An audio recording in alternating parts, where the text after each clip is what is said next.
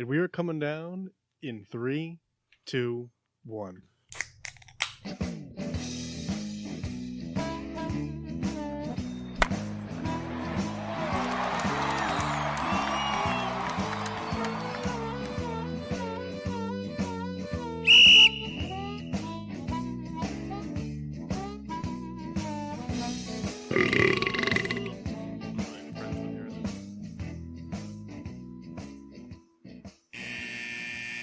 Welcome to Getting Sports with Drunk. I'm your host, Cupcake the Riddler, and I'm joined by Machcine. Washable. Yep.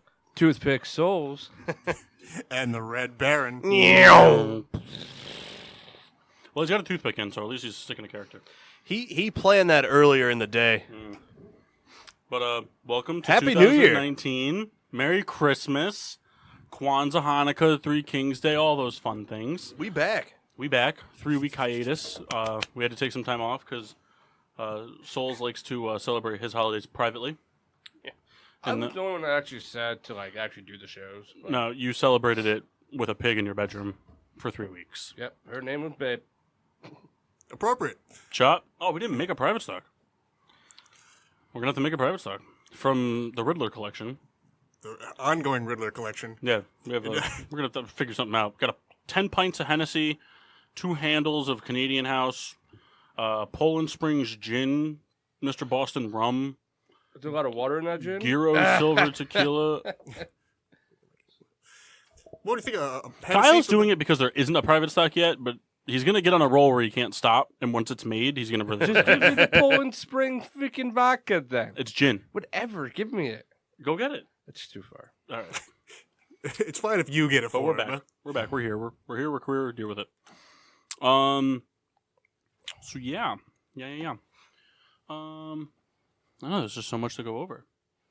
Lots. But house business to be taken first before anything else. Around the horns. What are we drinking? I'll go first. I'm drinking. Which one are you going to lead off with? I was going to lead off with our buddy here. So I will. The Red Baron and I are drinking the same thing from the Riddler collection. So we're starting off with the heavy-hitting 750 Brooklyn Black Ops Imperial Stout. Aged in bourbon barrel, sorry. I'll let him announce what we're drinking at a later time. Very good. Are you drinking the same thing? Yeah, Yes, we're both drinking the same beer today. I have from City Steam Brewery here in Connecticut, the Jungle Crush, a modern IPA. Ooh.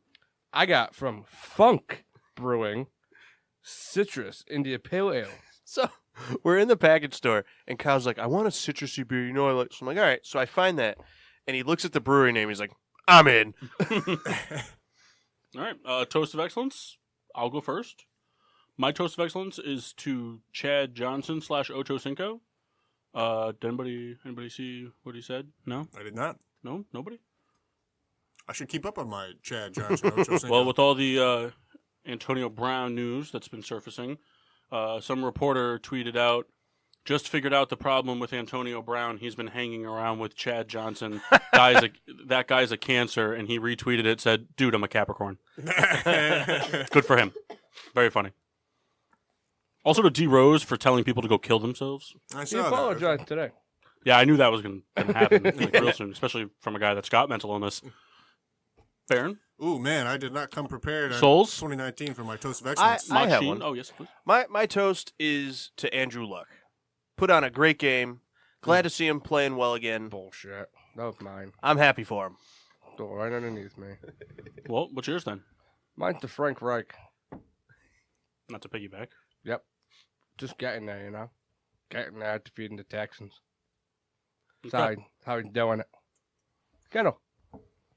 Mine's to Bartolo Colon, starting off the year great. I don't know if you guys saw, he tweeted Happy New Year. I think that's pretty bold of him. Did he sign yet? No shot he tweeted that. Well, perhaps he didn't, but a Twitter source did on his behalf. So I think it's very big of him. All right. Gentlemen, toast him. Well, that was good. That was awesome. Riddler is much faster than I am. If this was like a sinking boat right now, You're sunk. yep, we're under. Well, make sure you get a nice swig of that, because we have some other house business to care for after this. I know. While he's, struggling with that mightily over there. Oh, no, you did it. We had the GSWD Fantasy League. It was the format of most points wins. 2 QBs, 2 RBs, 3 wide receivers, tight end, flex, kicker, defense. Yeah. If you remember, way back when, we did a full draft and then a compensatory draft. No waiver wires, none of that. And the winner was, drumroll please, souls, I should have done it. I knew. Machcine Washable. Yeah. And if you remember, the stipulation was whoever wins gets to make a disgusting drink/shot for the loser. And the loser was, drumroll please, souls, Red Baron. Yeah. I was behind the entire year. And he even lost to Rebecca. That's right. You finished last in 2 leagues. That's right. The other one we won't say because you won the first year. Now, right. here's the thing. Second year. There's way more than a shot in there, but that's just by how Well, it happened. That's fine. You know. You have to So, drink all of it. Would you please? No way. Could you, Kyle? Could you please grab the drink for the Red Baron? I really think he's gonna have to do it over there. Yeah, I do too. I think you should go over there. All right, I will go over there. Let me. Can you turn the mic on? Yeah, let me set up a mic over there. You don't need the headphones for this. Can I tell you the name of it? Of course. It's the I just did a translation. It's a Quexing de Melee. Now, do you want me to tell you what it is before No, or after? no. So Quexing, can you guys hear me over there? Yeah. What's it? Quexing de melee? yeah, I'm no shot. That's correct. But But it's a, something. Is it Spanish? Or is it yep, It comes with a celery. Looks like pea soup, honestly. Cold pea soup. So Machcine, please. What is the standard famous cocktail this is modeled after? Oh, that's a Bloody Mary. One of the Red Baron's favorites. Well, I'll tell you what. It doesn't look like a Bloody Mary. Traditionally, it's red. This is the green. This is like the Grinch stole the Bloody Mary. It's a little orange. It's garnished with celery, though. That is it. Oh, you didn't even wash the celery.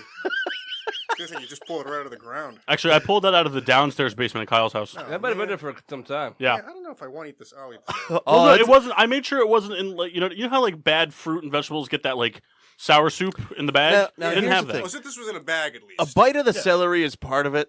I'll eat, It's up to you if you do it before or after. I think it's gonna be after. Yeah, I think it it's definitely kinda has to be after. yeah. I want a big healthy gulp first.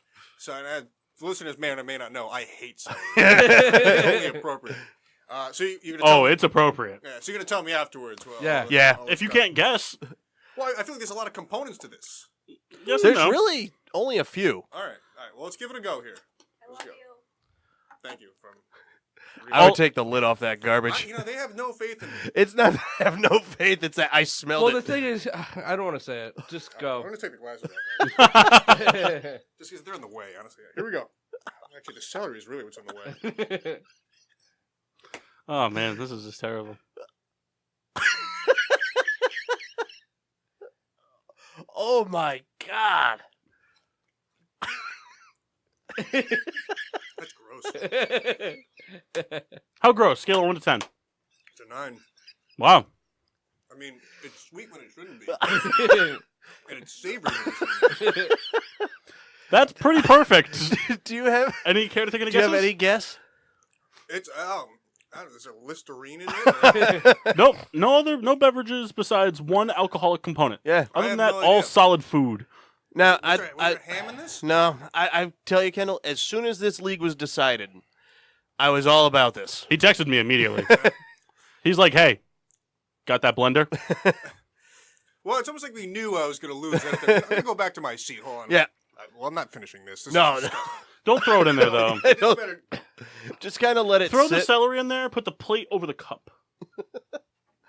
Just do the whole fucking thing. We're taking the garbage out later, anyways. Yeah, that's true. Yeah. It might leak. Just It's rest it. fine. Just put the cap back on. We won't just smell. No, I wouldn't put that in there.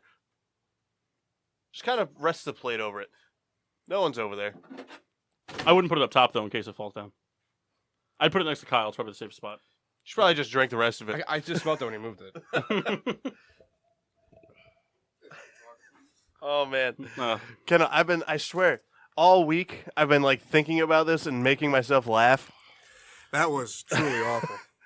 So, that's what we like to call the Asian Bloody Mary. Oh God.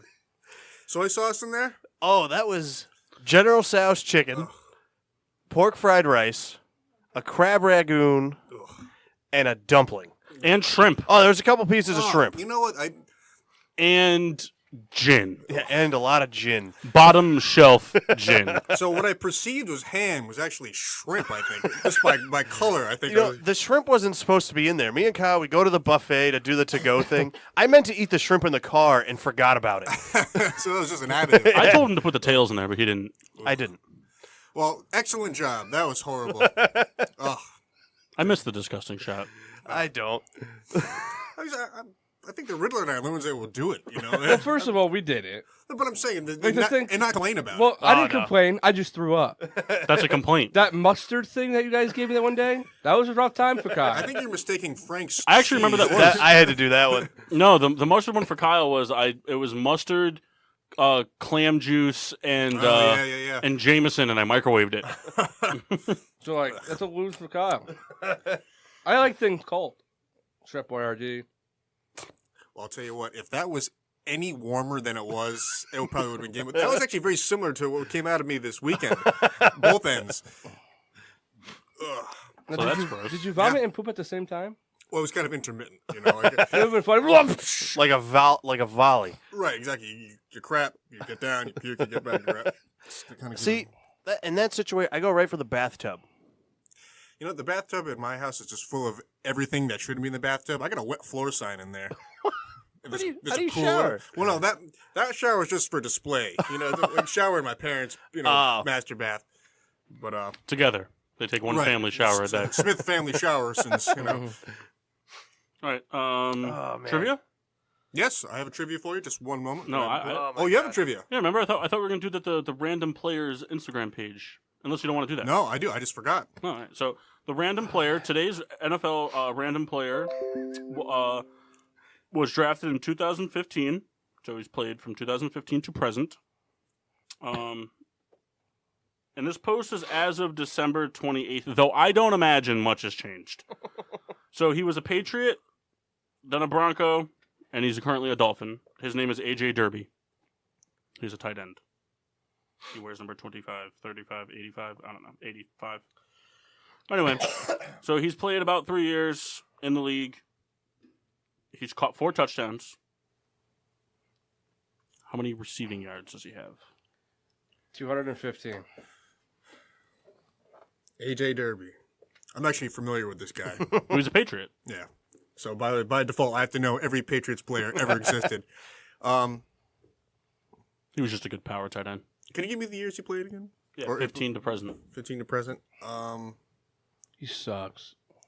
Kyle gets 215. I'm gonna go with 391. 391. 300. What a bitch. I was thinking 300 out of the gate. Kyle loses. What do we got? Mark loses for being the middle bitch. 439 yards on 39 receptions. Yeah. All right, give me the thing. How many touchdowns does it say? 4. I said that was Oh, what I led that off with. 4 touchdowns. Just for shits and giggles, I saved another one just because they don't we don't get to use them fast enough. So we'll just do another quick shot one. Where'd he go? Kendall will appreciate this one. Throwback jersey. It's all about throwback jersey. If I won, that was gonna be your shot. Just blended up throwback jerseys. Oh, okay, all right. So this gentleman played with the New York Jets from 1995 to 2005. Oh, LeVar Ball. He caught 580 passes for 7,365 yards. How many touchdowns did Wayne Trebet catch? I knew it was Wayne Corbett. It's Trebet. I knew it was him. Wayne Corbett. 13. Wayne Sorbet, he prefers. Real quick, you're just guessing he caught 13 touchdowns on like 7,000 yards. Yep. No, it's just locked in. I'm going to go with 52. 52. I think I'm way off. Kendall, you were thinking 10, right? Yeah, exactly. I'm gonna go with 47. Kyle loses. How? What do you mean, how? What'd you guess? 52? Yeah, so if it was 27, you would have lost. How many was it? 27. So Kyle loses. Nah, just kidding. Mock loses. But you could have lost. You said how? Like, there's no way I could have lost. How many? He had 27? No, 41. Oh. He had 41. Mock loses. I was at 27. Like, wow, I remembered a lot differently. I mean, not that much differently. Wow. 14 different. He caught those 2-yard slant passes from Bennington. Hey, anyway. It's true. So All right, that's what do we got enough. for tonight. NFL. A lot has kind of happened. We haven't talked that in 3 weeks. So we're going to do NFL, and then next week Kyle's got a whole bunch of NBA stuff he wants to talk about, some MLB stuff. He wants to beat his chode a little bit on the air. So we'll do all that stuff. Right there, toothpick. That's right there, Bob. I want to comment real quick, and the big pile of snus souls has Like tins? Yeah, it's like How many tins does he have over there? 3. Just all How many are stacked opened? Up. All 3. He's like, well, once I'm done with this one, I'm going to work into this one. Well, I don't know if I want to do this one. You know, Kyle's borrowed close to 5 tins from over the past month from me. I don't want one now, Kyle. Yeah, we weren't getting it now. So, if you guys want, I have a couple of Twitter polls to update on. If you want to do that, or if you want to wait. Well, wait, because let's do the. So the season recap. We'll do it real quick. If you haven't been paying attention, why are you listening? But division winners rounded out being Patriots at the 2 seed. Texans won the South at the 3 seed. The Chiefs won the West at the 1 seed, and the Ravens won the North at the 3 seed. And then, or the 4 seed, sorry. 4-seeder. And then the Chargers were the first wild card, and the Colts were the second wild card.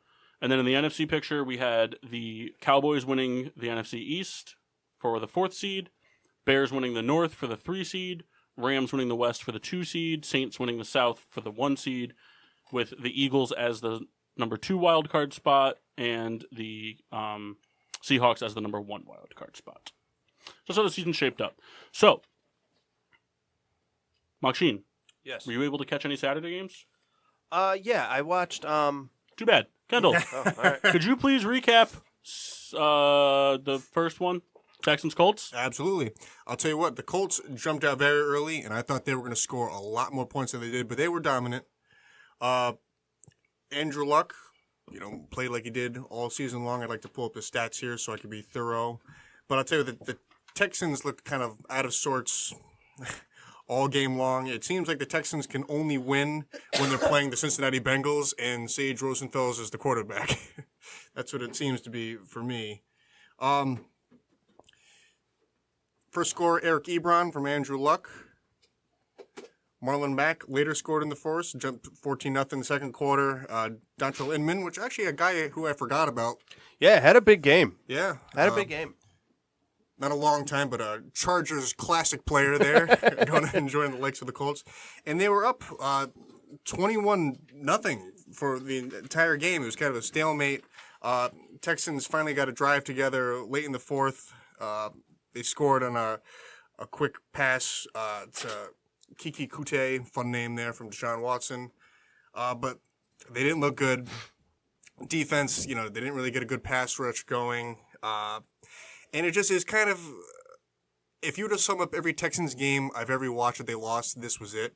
They were flat. They didn't come out to play. And honestly, it's like, Watson missed a lot of passes. And I think the better team won. right. And when you look at the end, the way the season ended, when 3 teams could have won that division, I think that says a lot. When the Texans were kind of going to be the clear-cut winner by, we'll say, week 11, we thought it was going to be, hey, they're going to run away with it, and they didn't. So I think that says a lot about that team, that game. And like you said, Souls, Colts are the better team. And I think the Colts are a better team on both sides of the ball. I think the Texans got hot for a long stretch, and then they came back down to earth. Because the defense is old. Yeah, I think it was kind of like, what am I trying to say here? Even playing at home, it's like the crowd didn't even really seem into it. Well, it was tough too. I mean, they were down 21-0 fast. Right. It was quick. It takes the air out of a stadium.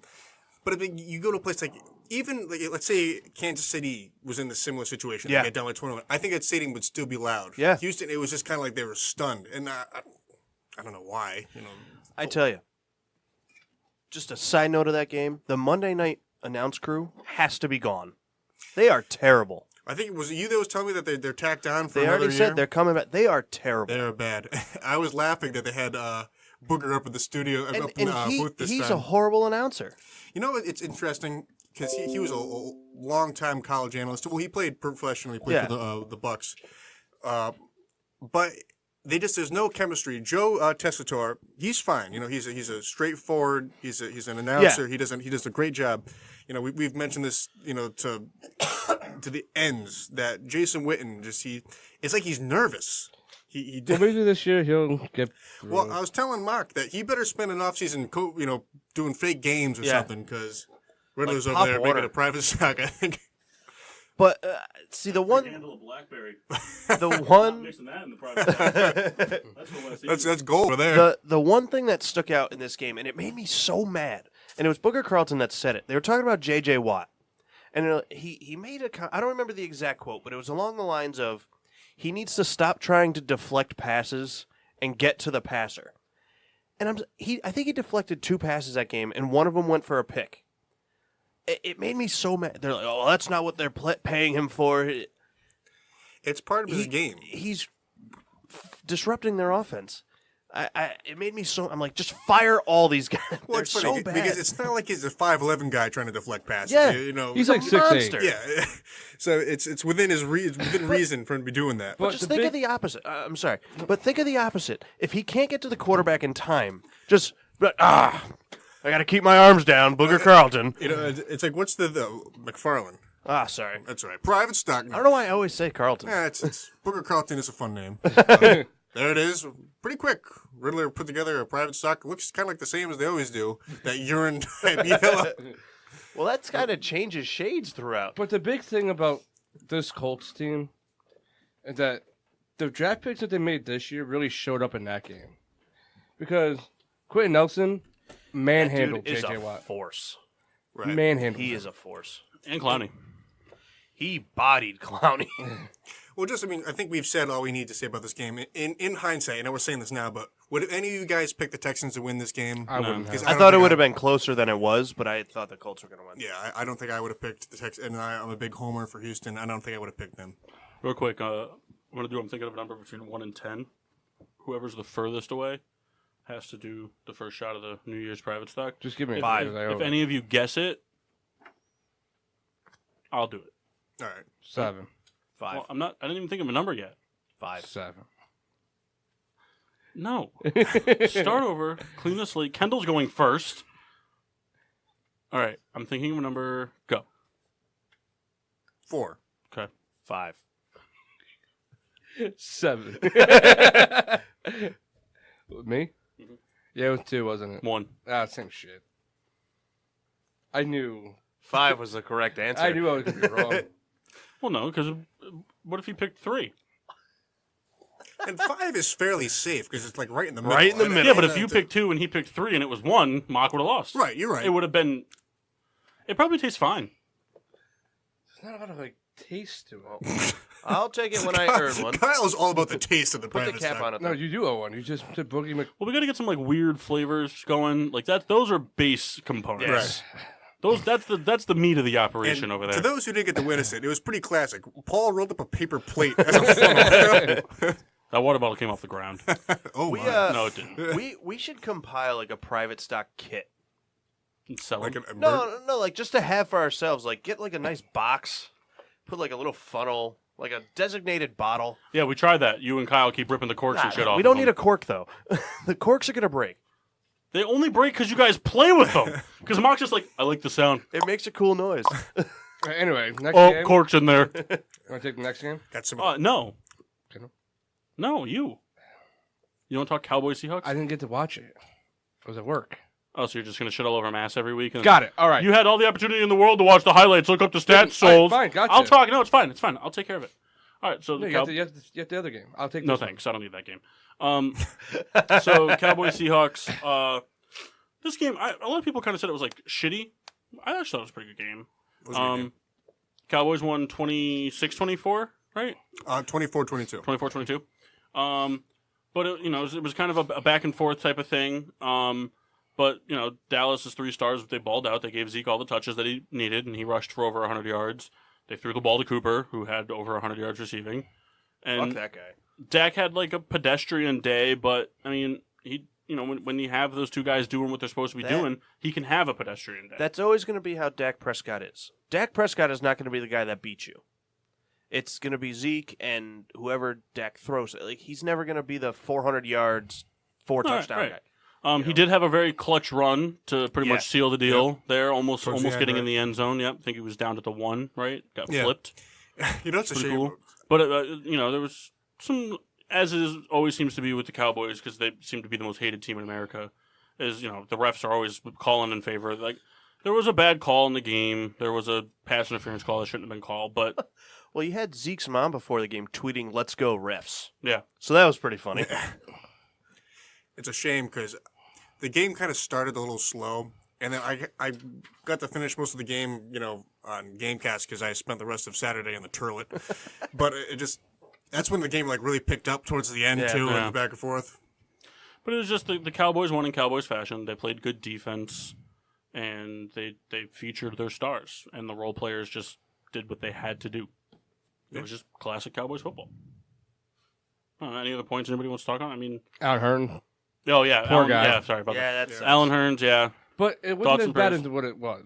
It was it was a dislocated It broke looked it. like he broke everything in his ankle. But He it broke, was he broke his ankle. in a fibula, but there was no torn ACL or anything. Well, No, it was his ankle, Well, not his knee. below yeah. They the also, knee. It doesn't matter. He's still not playing football again until probably 2021. I'm just saying, it wasn't as bad as I thought it was going to be. I mean, the bone was sticking out of his leg. Yeah, Pretty it was, bad. It was rough. I'd rather tear my ACL than have my bone sticking out of my leg. You think won't play for a year? We don't think. I don't know because It might be late next season. It's just it's a lot of rehab to go Yeah. through. I mean, he's got the off season. But he went right to surgery, correct? But even, it's a wide receiver, and He broke his right. shredded that. Yeah, thing. he broke his leg and he broke his ankle. Yeah. So if he plays next year, it'll probably be late. And you got to figure because he broke his leg and he broke his ankle, he's not going to be in a cast. He's not going to be able to put any pressure on it for a long time. Yeah. So he's going to have some serious conditioning to do back into it. Yeah. I would be very surprised if he's on the field before Thanksgiving. That's what I mean. It'll probably be a late season if he comes back. Yeah. It's too bad. Poor guy. That guy was the fantasy pickup of the year for me one time That's right. when he was in Jacksonville. Yeah. Kyle, do you care to talk or mock Chargers Ravens? I'll take the Chargers. Well, So- this was the only game I kind of watched the whole thing of. Sit down, but feel Souls. free to chime in. All right. The Ravens looked sloppy. Chargers cheated. The Ravens should have won. Best team in the division that they're in. That's what you wanted to say. They looked really sloppy. I mean, Lamar Jackson just kept fumbling. He kind of looked real lost early in this game. It's his birthday today. Yeah, I think he's 22. Yeah. 22 and home. But the Chargers to me, it was kind of they didn't look great either early in the game. I mean, The defense did. The Chargers defense are like looked that. fine. The Chargers are usually a slow starting team that likes to let teams hang around. Exactly. They don't- I mean, There's big second half team. they could have put the Ravens away in the first and just coasted, and they didn't. I mean, Keenan Allen, I don't think had a catch until the second half. No, he had a couple. He had a couple big catches in the second quarter. He was maybe that's what I mean. The second quarter. But they kind of started slow. It was all field goals in the beginning. It was kind of like a But good for Badgley though. Like he ended that kind of Los Angeles, the Chargers' curse of just missing field goals and the reason why they and were then losing moved on games. to another city. But really like the Chargers to me, I thought could have went out and just dominated this game, and they They didn't. pretty much did. They really didn't though. Baltimore was shooting themselves in the foot left and right. Jackson was missing throws, But fumbling. they weren't able to do what they were normally supposed to do. They were still trying to run the ball with 20-3. And I'm like, Oh yeah, dude, Right. you ain't gonna fucking win. Well, I think It ain't working today. To They Mark's- figured you out. to Mark's point, late in the game, it seemed like they were going to crawl their way back in. Yeah. And Did you see how they figured it out, though? See what they did? They didn't play any linebackers. They played three safeties in the linebackers position to keep up with Lamar Jackson's Yeah. speed. it was just Pretty crafty. But late in the game, though, the Chargers were kind of just like letting them do what they wanted. yeah. And then when it came down to the final drive, they were like, "All right, we're gonna do something." And they made them force another fumble. I think they were just trying to kill clock. That's why they were able to get back in. That's going to be the one big problem for Lamar Jackson is ball security. He turns the ball over a lot. Jameis Winston. But it's not through picks. Doesn't All, matter. That's no, what I know, Raiders but it's all fumbles. Jameis is getting Bruce, baby. At least when it's picks, it's like downfield. Fumbles is like, oh, you're right here. Packers hired their head coach too. Yeah. I don't know what the fuck they're thinking, but Yeah, good for agreed. them, I guess. Fucking terrible. Well, Aaron Rodgers is going to tell this guy what to do. Yeah, I mean- LeBron James factor. Yeah. Yeah. But anyway, yeah. So, all right, there we go. And Souls. Bears Eagles. So this is the Bears offense played like shit. Eagles offense didn't play much better. They just had a big drive at the end, but the Bears defense played very well. I didn't think they were on the field too much It's fair. because the offense was kind of like always 3 and out. Trubisky can't throw in the pocket. He's way better on the run, but I think he hurt his leg in like the second quarter, and like he kind of got away from escaping out of the pocket, and you could tell like he's not a great pocket passer. He missed a couple guys downfield, and they were playing too conservative. Like he was throwing 2-yard passes, 3-yard passes. Wasn't really airing it out. Yeah. Riddler's trying to play a song here. It's the Titanic song. Well, let me just turn this up so we can capture this for a second. This is my season. But like, Just when I thought things were going well. but you know, Iceberg. Nick Foles, when it mattered, came through for them, scored the touchdown. Now, sorry, go ahead. Go ahead. Well, I mean, this has kind of been beat to death already. But I was just interested what your guys' input was on the end of the first half there, that catch that was perceived as a fumble. No one recovered it because it's now. They only didn't call it a catch because someone didn't pick it up. Well, right. That was pretty much the reasoning, and that's kind of horseshit. Right, and so No, it's the rule. It's a rule. Now The rule is that he caught the ball, he made the football move, he wasn't downed, and he fumbled. And when nobody picks it up, after an allotted amount of time, it's ruled a dead ball and an incomplete catch. They're not going to give the offense the ball there because it was a fumble. It's not like it went out of bounds. Everybody had the opportunity to go get it, and they didn't. So that's the rule. It's an incomplete pass at that point. I think the problem. I think the refs called it incomplete a little prematurely. Yeah. But it doesn't matter. At the end of the day, I've heard people left and right making the argument, well, they called it way too early. Like, who's going to go get it? How many fucking times a week do you see a quarterback throw a ball in the dirt and a linebacker picks it up and tries to run it to the house? right. Clearly a forward pass, clearly trying to get rid of the football. Oh, I'm going to scoop this up in case the ball's on the ground. You didn't hear a whistle. You should be going for the ball. That should be the mindset. Ball on the ground, just go get it. So I think the big issue that came with that is the explanation that the referees gave. Because the way they explained it, like on the field, was horrible, and then the NFL like cleared it up later to where it made more sense. You have to keep in mind, not everybody is as diehard of a fan as us. So not everybody understands football lingo. If they tried to actually explain the rule in terms of football lingo, people would just be like, well, that's a bunch of shit. I don't know what that means. People get mad at things they don't understand, so they kind of try to dumb it down and right. you know, you're trying to explain calculus to a third grader. Right. And it's just crappy. Like I hate that rule. I get that something has to be in place, but I hate that rule, and I hate the rule for the same reason that when you fumble across the end zone with a touchback, it just I hate it, but it is what it is, you know. But another thing about the game, the field goal at the end, it was tipped. They just switched it today to a blocked field goal. Regardless, It is what it is. I mean, It's a crap way to go, but Here's a fun thing for Bears fans. How about you get off Cardi Porky's that fucking ass? He scored more points than your offense did. yeah. The thing that sucks. I don't think he's getting cut. no. I think they would have cut him already.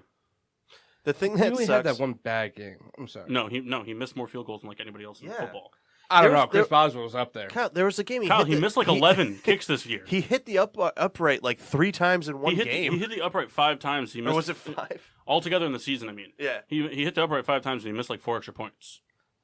Boswell just didn't hit the upright. Just completely whiffed. Yeah, but Boswell's was like he slipped in shitty field conditions. There was a bad snap. He had stuff blocked. Parkey missed, except for last night. Everything else was him missing. Yeah. He had a bad year. They they should have cut him after the Lions game. Was that when he hit the Yeah, upright like that was 3 the- times? That was on Thanksgiving. Yeah. I also have one more question for you guys. I don't know how closely you paid attention to at the end. No, About- it wasn't on Thanksgiving. Sorry. Oh, yeah, I can't remember. It was It was Lions, the- it was though, the right? home- Week 9. Week like 2 weeks Shut before. up, Kyle. I remember because they played Take in some private stock. About the time out calling for Nagy towards the end of the game. It made sense. It was Well, fine. I was It was terrible. I thought he was going to call timeouts earlier than he did. He got too aggressive going for 2 points. He kicks the extra point. I understand. Oh, Parkey missed a field goal. Okay, but he hadn't. Right. He kicks the extra point. At this point, Parkey was kicking for a win. If he missed, we were tied. Okay. So there's that. And then he let the clock run all the way down, took the timeouts on 2nd, 3rd, and 4th down instead of doing it the opposite way. Right. Because once he didn't call the timeout, everybody who's ever watched football, the Eagles are going to run at least twice. They have 4 yards to go. Even if they don't get in, they're just going to kill clock and timeouts. They're going to run at least twice. They should have called their timeouts. Yeah. Because if they had called their 3 timeouts and stopped them, they had to go for it on 4th down. And if they stopped them on 3 straight runs, they're going to pass. And there's only 3 things that can happen. 2 of them stop the clock. Well, all 3 of them stop the clock, but 2 of them are really good. Yeah. So it's like he right. should have used his timeouts. And then I'm not saying that the Bears would have scored, but it would have given them more time to work with. Right. To get down, get into a better field position. Because the other thing, too, is that's the shittiest field in football. Yeah. It's not easy to kick off that field. No, and I felt bad because before Parkey went to kick, they kept saying, "Oh, he doesn't like kicking this way. He hit the upright 3 times before the game." Come on. What I don't get is as a kicker, they blow the whistle before the ball snapped. If I was a kicker, I would never kick the iced field goal. I don't know why they do. I would never kick it. Just for rhythm purposes, I believe. But I would never. Yeah, but if would it's a just normal stand field goal, there. you don't have that rhythm. No, I get it. I'm just. It's I mean, I Thinking. understand that Well, good for Chris. I know that. I understand like a game-winning kick is more important than a kick off the first Yeah. drive. But a 43-yarder is a 43-yarder.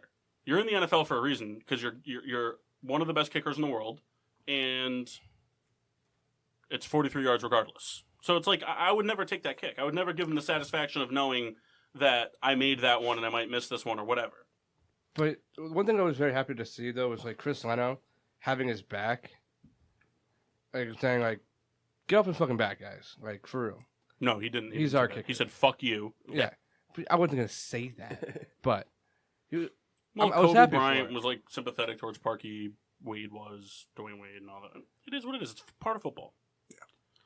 Bears outplayed expectations this year. They had a good season. It's not a lost season at all. I mean, I don't think they're going to be as good next season. I think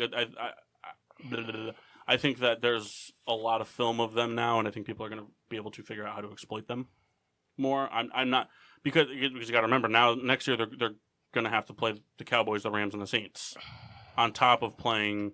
I believe it's the NFC West And AFC South. Right. So they're going to have to play the Colts. They're going to have to play the Texans. The Jaguars' defense is no joke. The Titans' defense is no joke. I mean, they're going to have a really tough schedule next year. And Yeah. I think Trubisky's a multiple-year project, not a this I year was agree leaps with you. and bounds steps, Yeah. and next year he's going to come out and not be Mahomes, but be really good. Yeah. I agree. So, Well, that wraps up the wild card rounds. yeah. Yeah. So It was good. what's your predictions for divisional rounds? I think the Colts upset the Chiefs. Wow. I think the Colts. Another 24-point fourth quarter comeback. I think the Colts put up 40 points. I really do. And I think the Chargers beat the Patriots. Oh, that'd be the best thing ever. I just feel like the Chargers are better than the Patriots defensively and offensively right now. Hey, I'm going to say it right here on this show. If the Chargers beat the Patriots, I'll do that shot again. And then the NFC, I That think, one. We're saving that one. And I If the think Chargers beat the Patriots, he'll do a shot for me too. Me too. Give me a bowl, baby. but in the NFC, I think it's Saints Rams. I'm hoping for Saints Rams because I don't want to see either NFC East team in the championship game. If any team has the chance to upset, I think it's the Cowboys. God, could you imagine Mock's face when it's Cowboys, Eagles, Patriots all in the championship? I was round? thinking about it today at work. I was like, this would be the worst fucking thing ever. Cowboys, Patriots, That I thought that was gonna happen a couple years ago. That's like my worst nightmare Super Cowboys, Bowl. Patriots. Then next year they rewrite the division so that it's Philly, Dallas. If it was Patriots Cowboys Super Bowl, I don't think I would watch it. You got to. I You're really, going to be at my house for the party. You're going to watch but it. I don't know if I think I would There's just no be party like, at your house. I would just My dad's protest it. birthday. They're not having. They're going to the casino. Good. Then I don't have to watch it. I think I would just protest that Super Bowl. Protest it? That'd be the worst thing ever. But I do. I think the All right, so Cowboys. Souls has. Sorry to interrupt. Go ahead. You have Rams, Saints, Chargers, Colts. Yes. Okay. I say Rams, Saints, Colts, Patriots. I have the Chiefs holding on 40-35. I have New England winning 27-20. I'm going to ride the Nick Foles train just because why not? Well, he's only in game 3 of the 7 good games that he puts together. Right. Upsets, I don't know what they win by. They win by 7. And I have the Rams holding on. Chargers, Chiefs, Cowboys, Saints. That's all very plausible. 3 matches. Well, a third time's the charm game, and then a rematch. What are you trying to figure out if that's possible, Kyle? No, I forgot that the Cowboys were playing the Rams. Not the Saints. Yeah, we really fucked things up. For some reason, I thought that. You know, I got a Khalil Mack jersey for Christmas, and I haven't gotten a chance to wear it. Now I have to wait till next year. I swear. No, you got to wear it in the I got a offseason. Bell jersey I wore once. I'll probably burn it when he signed for the. Hey, what's that jersey you Redskins. got him, Kendall? Oh, Cam Hayward. Guy who turned out to be like a real upside player. It's in a dumpster somewhere in Hackensack. Maybe further south. Hey, Sold, any comments? he went bad. He wasn't bad, Kyle. I got on that jersey. I searched all over the county. County. Actually, it's funny. I went to Modell's over here in Hamden before they closed. They had like 50 jerseys. Should have got one for clearance. Should have got one for myself, actually. All right. But it's lost. The jersey's lost. That's the bottom line. Yeah, I keep thinking, like, shit, we need to go to break, but we still have, like, 27 minutes before we have to go to break. So, Twitter polls? Yeah, let me pull it up here. Because we're going to do the next hour. You want me to do them both or just one right now? It's up to you. Do you have a Mox Mix Match mashup? Yes, I do. I'm very excited for it. Let's do the Mox Mix Match mashup and a Twitter poll. All right. that fair? That's fine. Okay. Oh, hold on. Okay, go ahead. The first Twitter poll that I posted, this was a few days before Christmas, right before our break, but it was right when the Pro Bowl results came out, and we asked who was the worst NFL Pro Bowl snub this year. We had a lot of votes on this one, but I listed Andrew Luck, Alvin Kamara, Christian McCaffrey, and then put an other column for people to comment. Some of the honorable mentions in the comments were Darius Leonard from the Colts, Demarius Randall, and Chris Jones. Yeah, Chris Jones should have been in the Pro Bowl. Now, the other category finished with 21%. All 3 of those other guys should have made a Pro Bowl. Andrew Luck finished with 19%, Alvin Kamara 18%, and Christian McCaffrey was the winner of this poll with 42%. McCaffrey had a good year. Yeah. He had like over 100 receptions. It was something crazy. All right. I just think all 3 of those guys deserve to be in it. I mean, depending on who makes the Super Bowl, Luck will probably be in it unless he's the Super Bowl quarterback. Well, I mean, you got to figure Brady's not playing anyway. Right.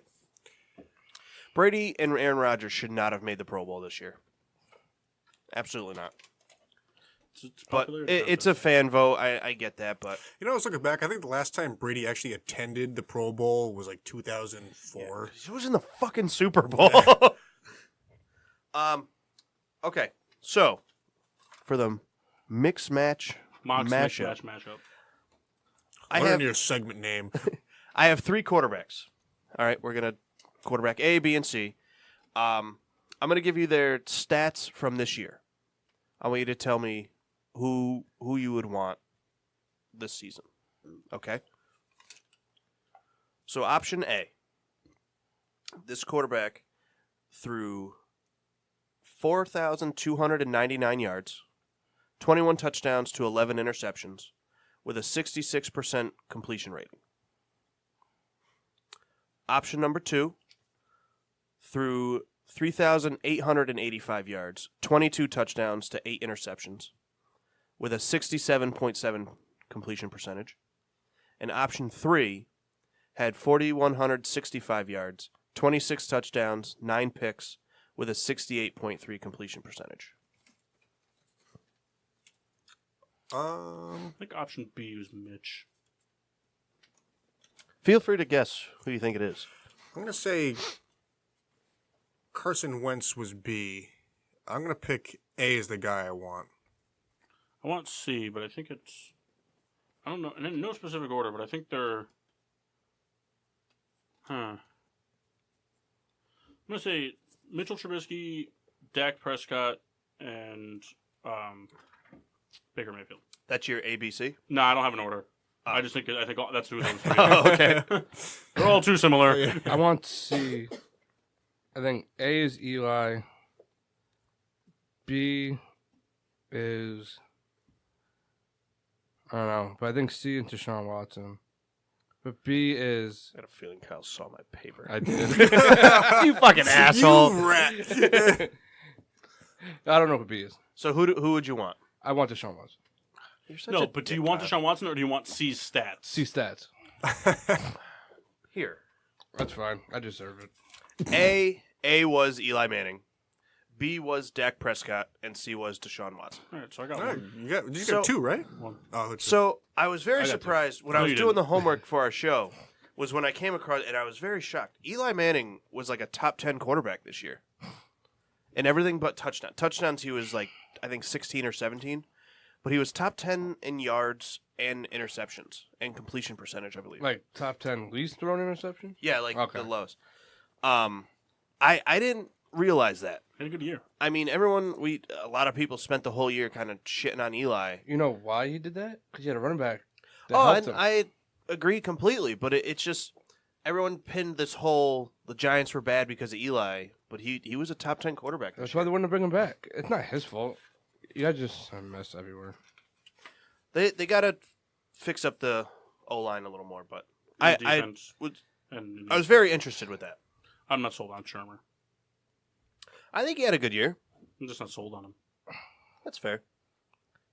I agree with you. Shut up. All right, dude. Guys being an ass. All right, we're going to go to break a little early because we got a big segment coming up. Oh, we get to talk Antonio Brown? Oh, no. Oh, do you want to talk Antonio Brown? We can do that real quick. We should do it after break because it's not going to be quick. No, it'll be quick. Well, we got time. There's nothing to really talk about. He's a diva. Yeah. An asshole. He You know, wants to be traded. I would like to say, and me and Kyle talked about this before.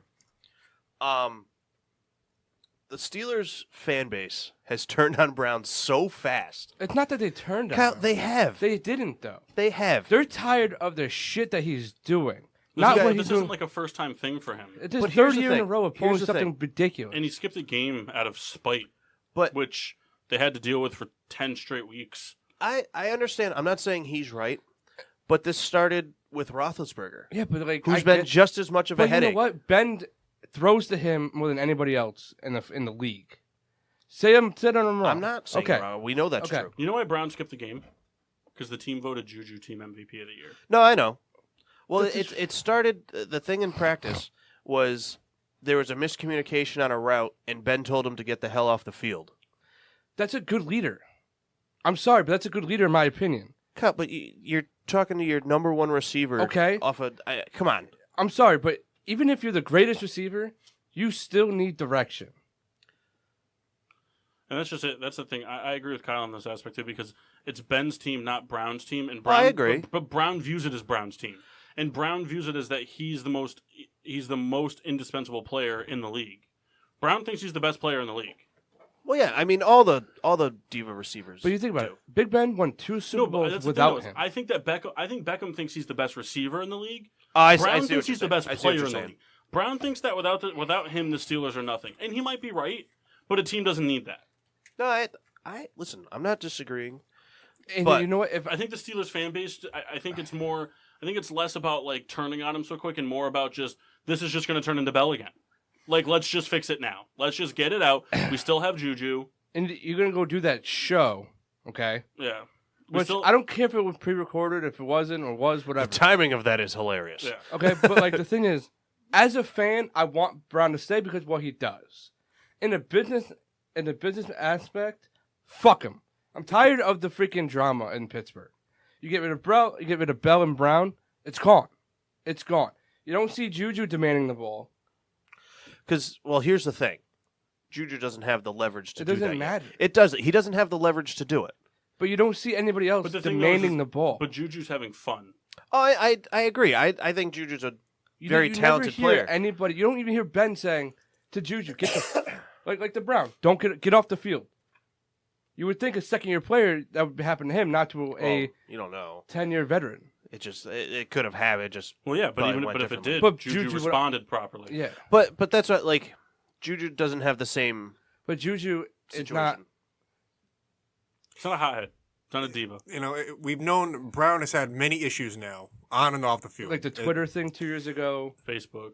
You know, he has What is multiple Facebook? Snap face. multiple now legal issues. You know, the speeding thing. You know, throwing furniture out a window. It's just absurdity. I mean, a what's lot of going things are on. coming- I didn't even hear about that. A lot of things are coming out now. And it's just like, you think a high profile, well, I guess you won't think that, but high profile people, you know, reacting poorly in decision making. And it's just, as a Steelers fan, I don't want that. I just want, you know, they play football and that's it. And if you hear about them in the off seasons because they're on Dancing with the Stars. Yeah. That's what I want to hear. I don't care about Ryan anything Clark else. said it best.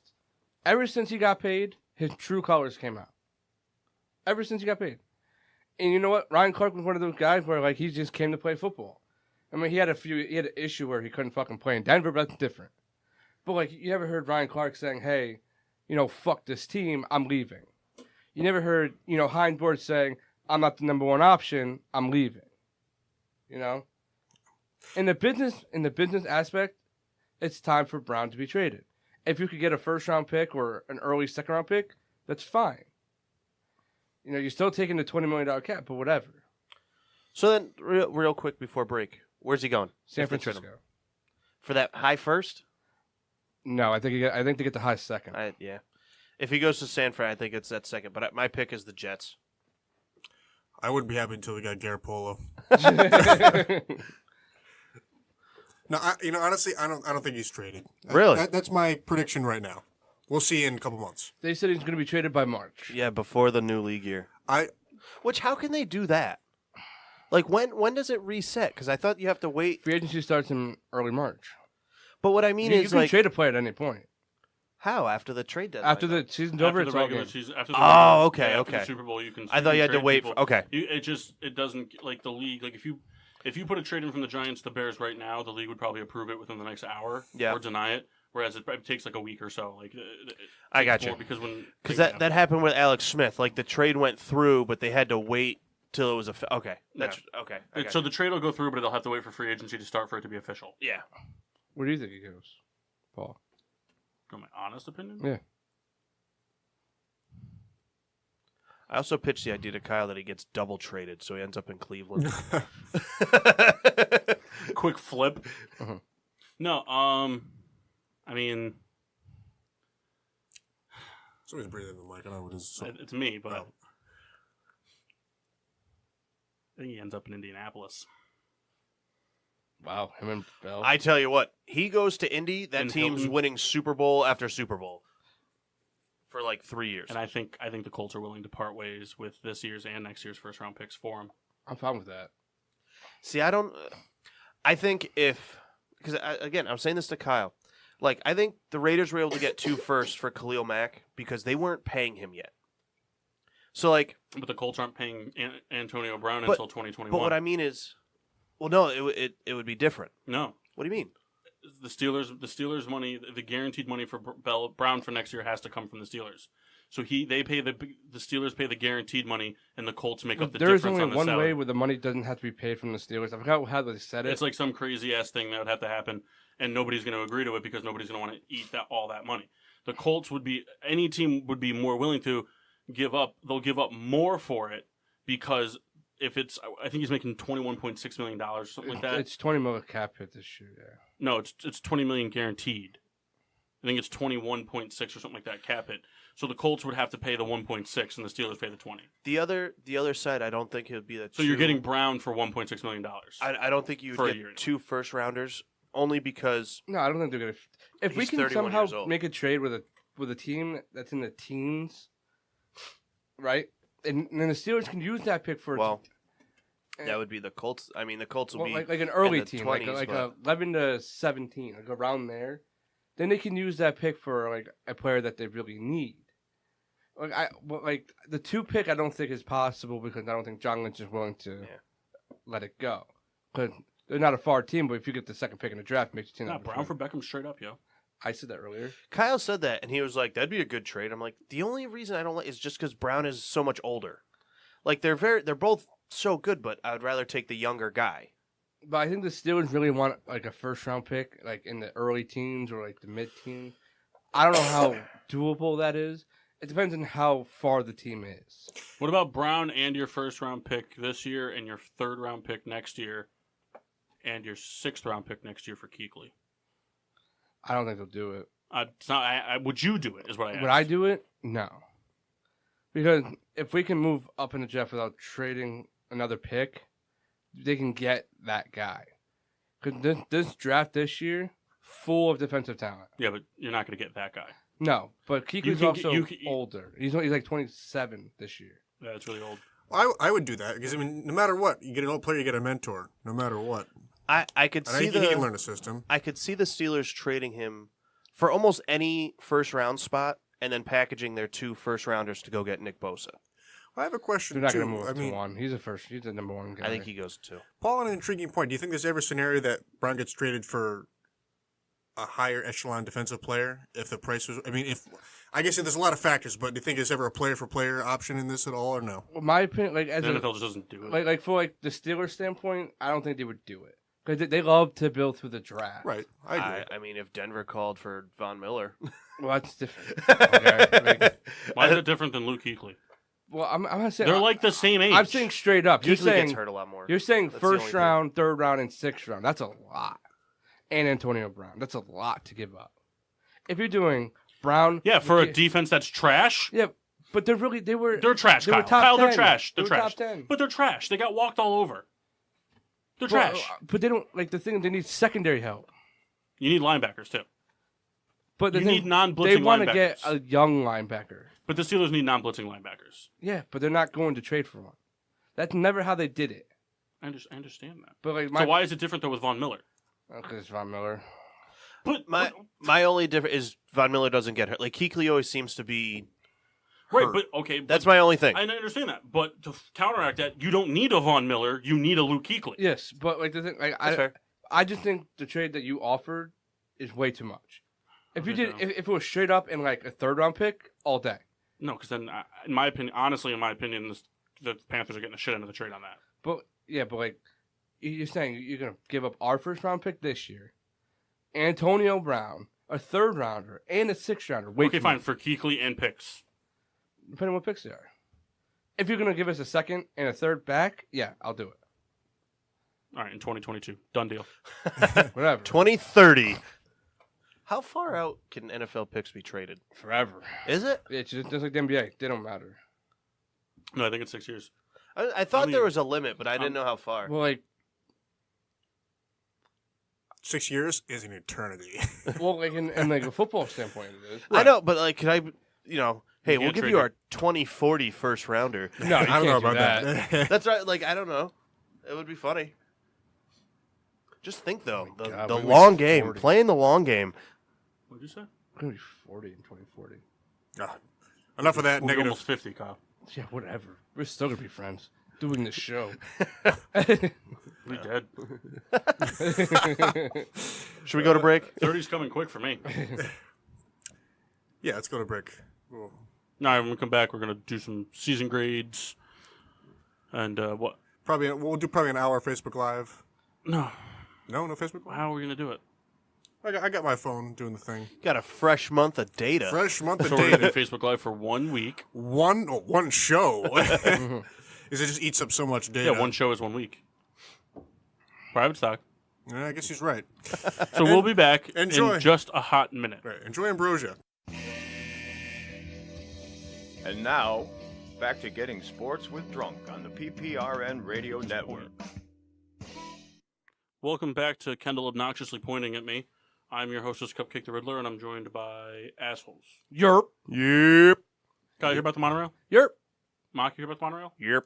Kendall, you hear about the monorail? Yep. Rebecca, Rita? you hear about the monorail? You just got your son. Bitch. Whoa. Jesus. A little aggressive. Sorry, private. Her Side. father might be listening. I didn't mean that. I kind of like you as a person. All right. Guys, share the video real quick. I can't. I'm in service. It took me the whole last hour to load this page up so that I could have it.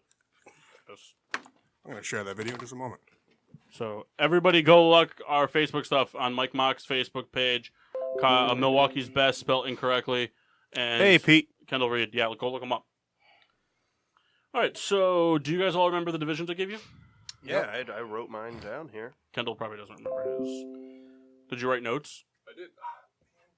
No, you didn't? I did. They're on your phone? Yeah, we'll be fine. I didn't write notes, but I know. I'm very happy with my notes. All right, well, we're not doing that. So, What? no. Oh, my God. So we're doing season grades. Pete, those are Rebecca's feet. I know they're gross. Cankles. You do have cankles. I have cankles. Rebecca, your knee and your ankle are the same width. Gross. Hey, well, don't spoil her calendar. Can't goes around the world. She's April this year. In Wallingford, Connecticut. She's also May. I'm in June. Milford, Connecticut. I'm June. You're November, you piece of crap. Oh. No, actually, you're right. We're reversed. My bad. Jackwagon. All right, so we're doing full season NFL grades, or letter grades for the NFL teams. I know this isn't technically original material, but tons of people do it, but it's original for us. It's fun. Our opinion. Kyle, Sorry. Now you're back funnel to the June. private stock. Punch me in the face. Okay. So we broke it down by division. Everybody has their divisions. I don't remember who has who, but it doesn't matter. You'll figure it out. You'll figure it out as we go. I hope Mock doesn't have the NFC West. Does Mock have the NFC West? So we're going to put this on pause for a second. I don't remember what I Wait, had. you have the AFC West. NFC West, I said. NFC West. I have the AFC West. He has AFC West. I have the AFC North. No, he I has the AFC apologize, No, he Facebook doesn't. viewers, that Paul's you- nose is a microphone. What? West. Okay. Kendall has the AFC West. Yeah, I have the AFC North, and I think I have the NFC East. I have the NFC East. Okay, I don't remember. You have the NFC West. I have the NFC West. Yeah. So what does Mock have? Mock has Mock has, who cares what he AFC has? East and NFC West. That's what You have Mock the has. South. NFC South. Kyle, you're really just fucking this whole thing up. Yeah, dude, I'm reading this wrong. You have the AFC. So we have to West. wait for Mock. You have to just So we have to wait for Mock. no. Yes. Well, we can start with the NFC. I could do the NFC East. No, because I was going to go in alphabetical order, so not one person's talking for too long. I Well, follow. We'll do that. Let's put him last. Then it's not an alphabetical order. We'll go alphabetical order backwards. Because the S family never gets any fucking love, man. The what? Because I always was last at the end of the totem pole. I thought he said the ass family at first. I mean, it's not like Kendall was that far behind you Yeah, or in front of you. I think we were in the same row in graduation. No, we weren't. Were we not? No. Are you sure? Yeah, I was next to Victoria Speraza and somebody else. That's very specific. Good. All right. Kudos on you. So Shout out to Victoria who has Speraza. the NFC East? I do. NFC East. All right. So we'll go backwards then. The Washington Redskins. All right, very Season good. grade with some discussion to be had. All right, let me pull up this note real quick. It's loading. All right, so all this in Kendall. Poor fucking bastards.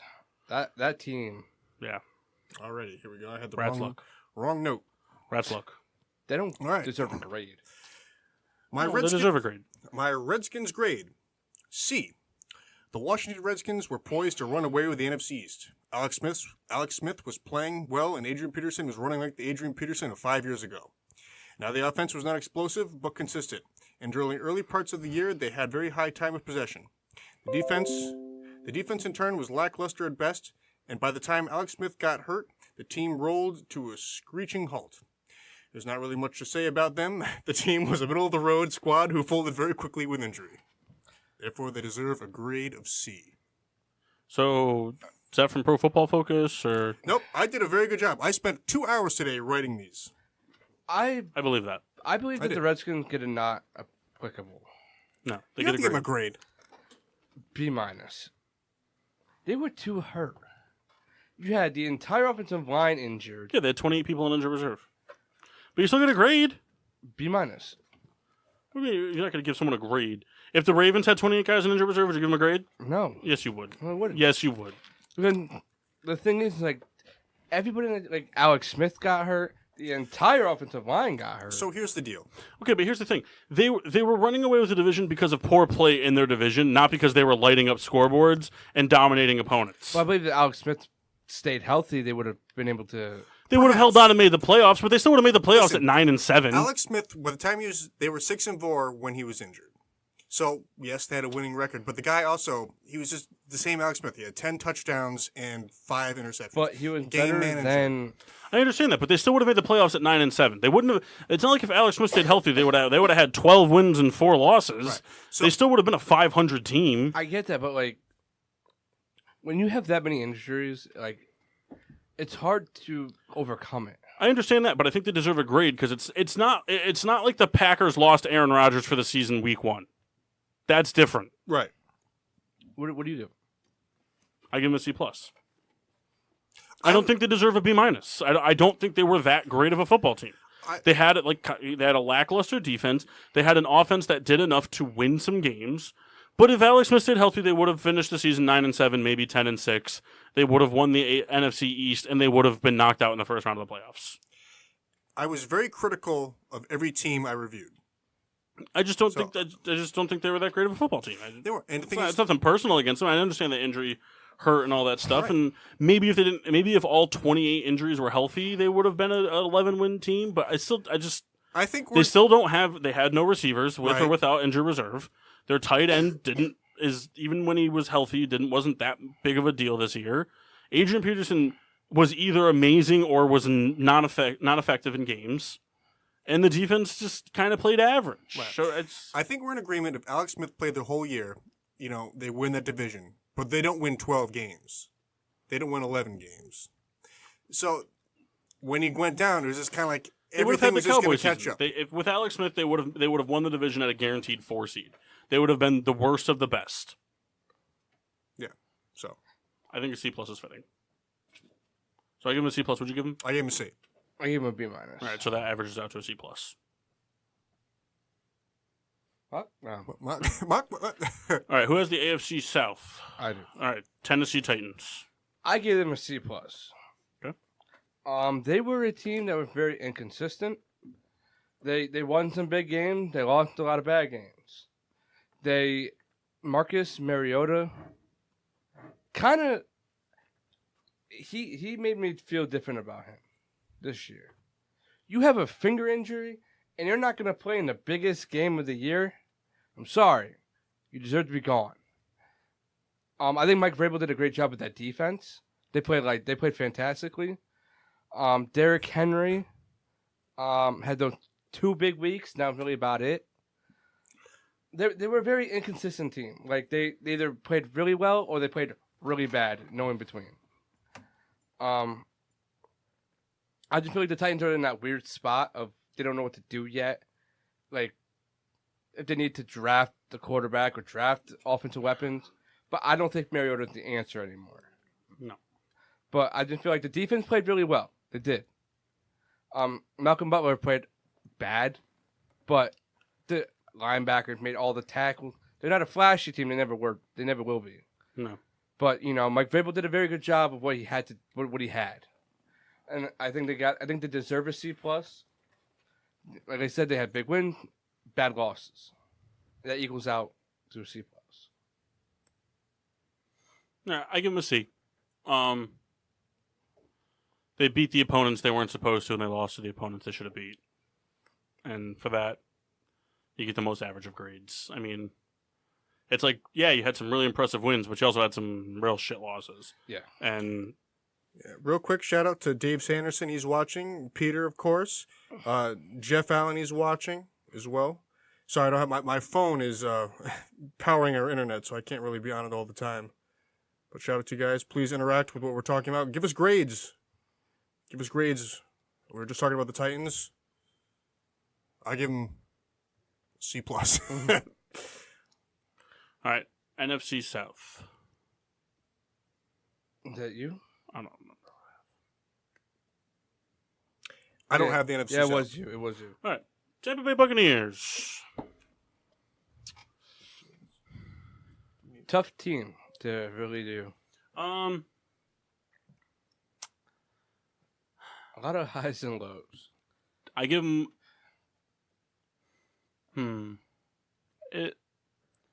It's tough, but I give him a D plus. Ooh, D plus. Give him a D plus.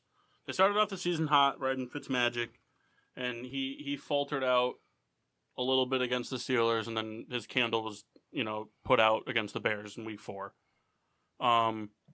Winston came in, didn't play that well. Fitzpatrick came back, didn't play that well. Winston came back in, Played better. The big takeaways from this season for the Buccaneers is that this offseason is going to be is Jameis our guy or not? And well, they already picked up his option, so he will be there another year. Right, but is he our guy or not? Is he our guy or not? Can we find somebody to replace Deshaun Jackson? And I'm sorry. We need to continue the success that we've had the last few weeks of the season in reducing Winston's turnovers. I said they started off hot and they really just shit the bed after that. No team with that bad of a defense is going to be able to continuously. But the thing is about their defense is that they're really not that bad, which baffles me. No, they are bad. They just don't have bad players. They have talent. It just doesn't come together. Their secondary can't cover long enough for the pass rush to get there, and when their pass rush does get there, their secondary blows it. It's they got a few good guys. Yeah.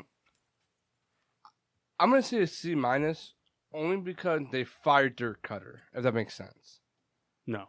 Because Dirk Cutter, I think, is a big problem. I understand that, but they're still a 4-win team, But 5-win team, whatever. They have talent on the offense. Not that it matters. It's But the thing is, it doesn't matter if they have talent. It's a season grade. Yeah. You can't grade them off their talent. If we're grading them off their talent, the Steelers would get an A. Do the Steelers deserve an A? No. They deserve an A minus at least for talent. They deserve an F. But they deserve an A minus for talent, right? Agreed. So it can't go All off right. talent. Off the season, I give them a D plus because they made strides toward fixing Winston's turnover problems. They decided that they made the decision already and extended the option for Winston, so they're gonna give him another shot type of deal. And Mike Evans looks good this year. They got to figure out the run game. They got to figure out their defense. They started off hot and then they shit the bed hard and continuously shat the bed for the rest of the season. But I give them a D plus because of the good start and because they were starting to figure out little in-house things here and there. When they realized it was a lost cause, there was nothing to play for, they started trying to fix things here and there. And so I give them a D plus. Peter, we got Cowboy stuff coming. Don't you worry. They don't get an A because they made the playoffs. All right. NFC West. I believe that belongs to Mock. Yes. All right. Seattle Seahawks. For the season, Seattle was a surprise for me. I know I said on the show I thought they were going to be very bad this year. But they were not. I gave them a B plus for the season. They surprised me by making the playoffs. They don't have much offensive talent to me. I mean, Chris Carson was kind of a surprise, but he was hurt a lot. But they always had that next man up thing. Doug Baldwin was banged up for most of the year, and I mean Tyler Lockett played great this season. The Seahawks defense, I mean Legion of Boom is gone. And they're kind of aging, but again, they played well. Russell Wilson had another solid season. I think he's very talented. Again, they made the playoffs. I gave him a B plus for the season. Big reason for their defense even being decent is because of those two linebackers, Bobby Wagner and KJ Wright. They're not gonna make flashy plays, but they fucking make the tackle every time. Yeah.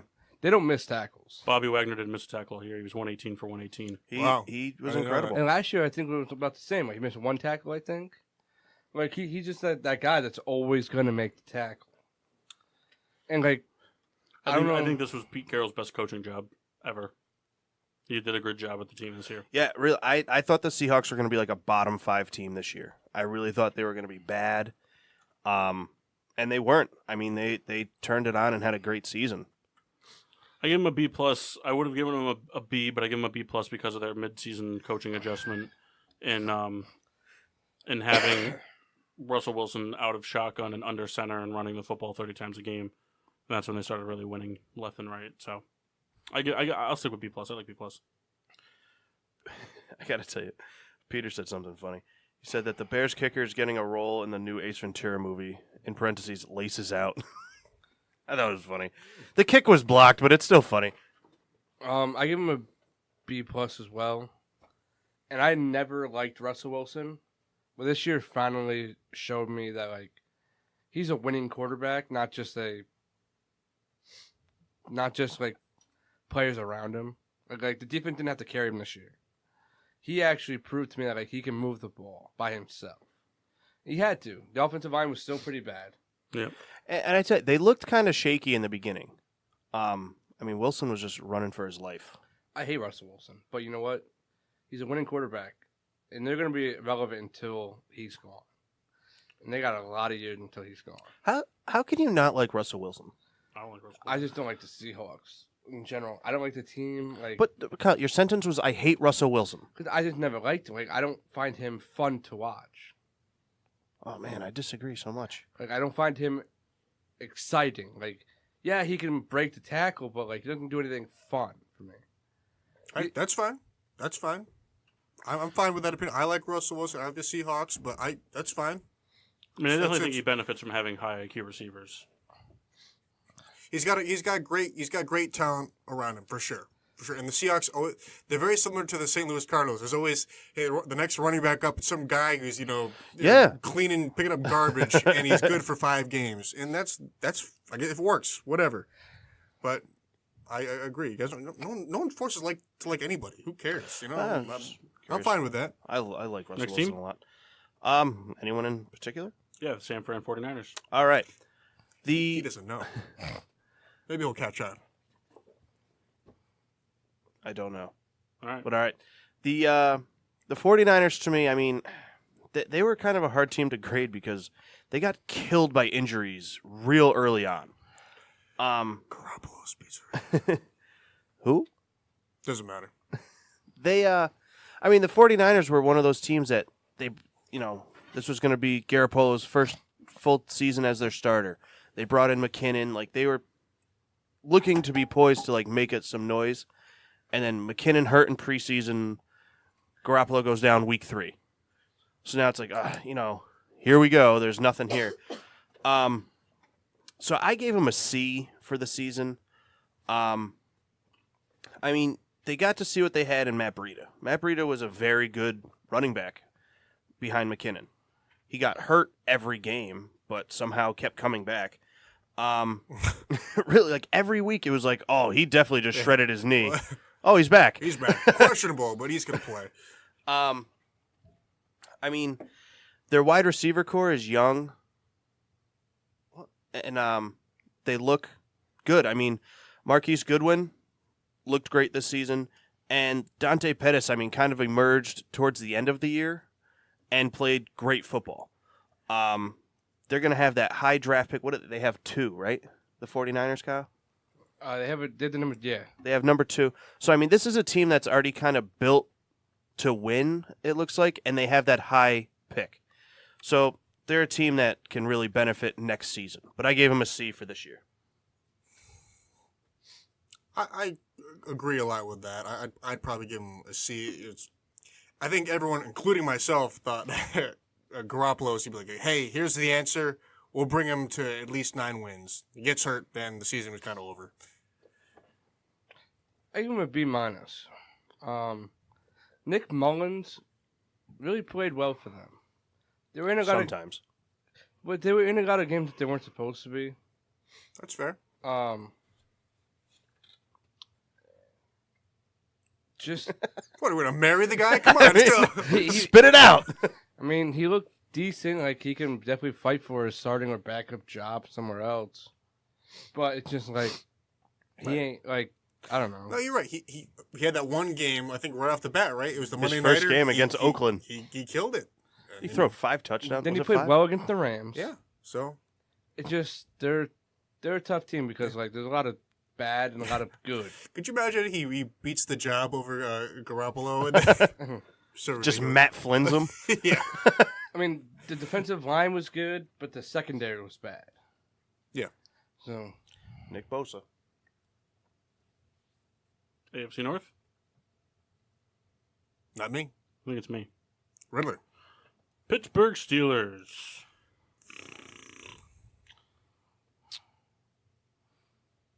Where to start? This one's tricky.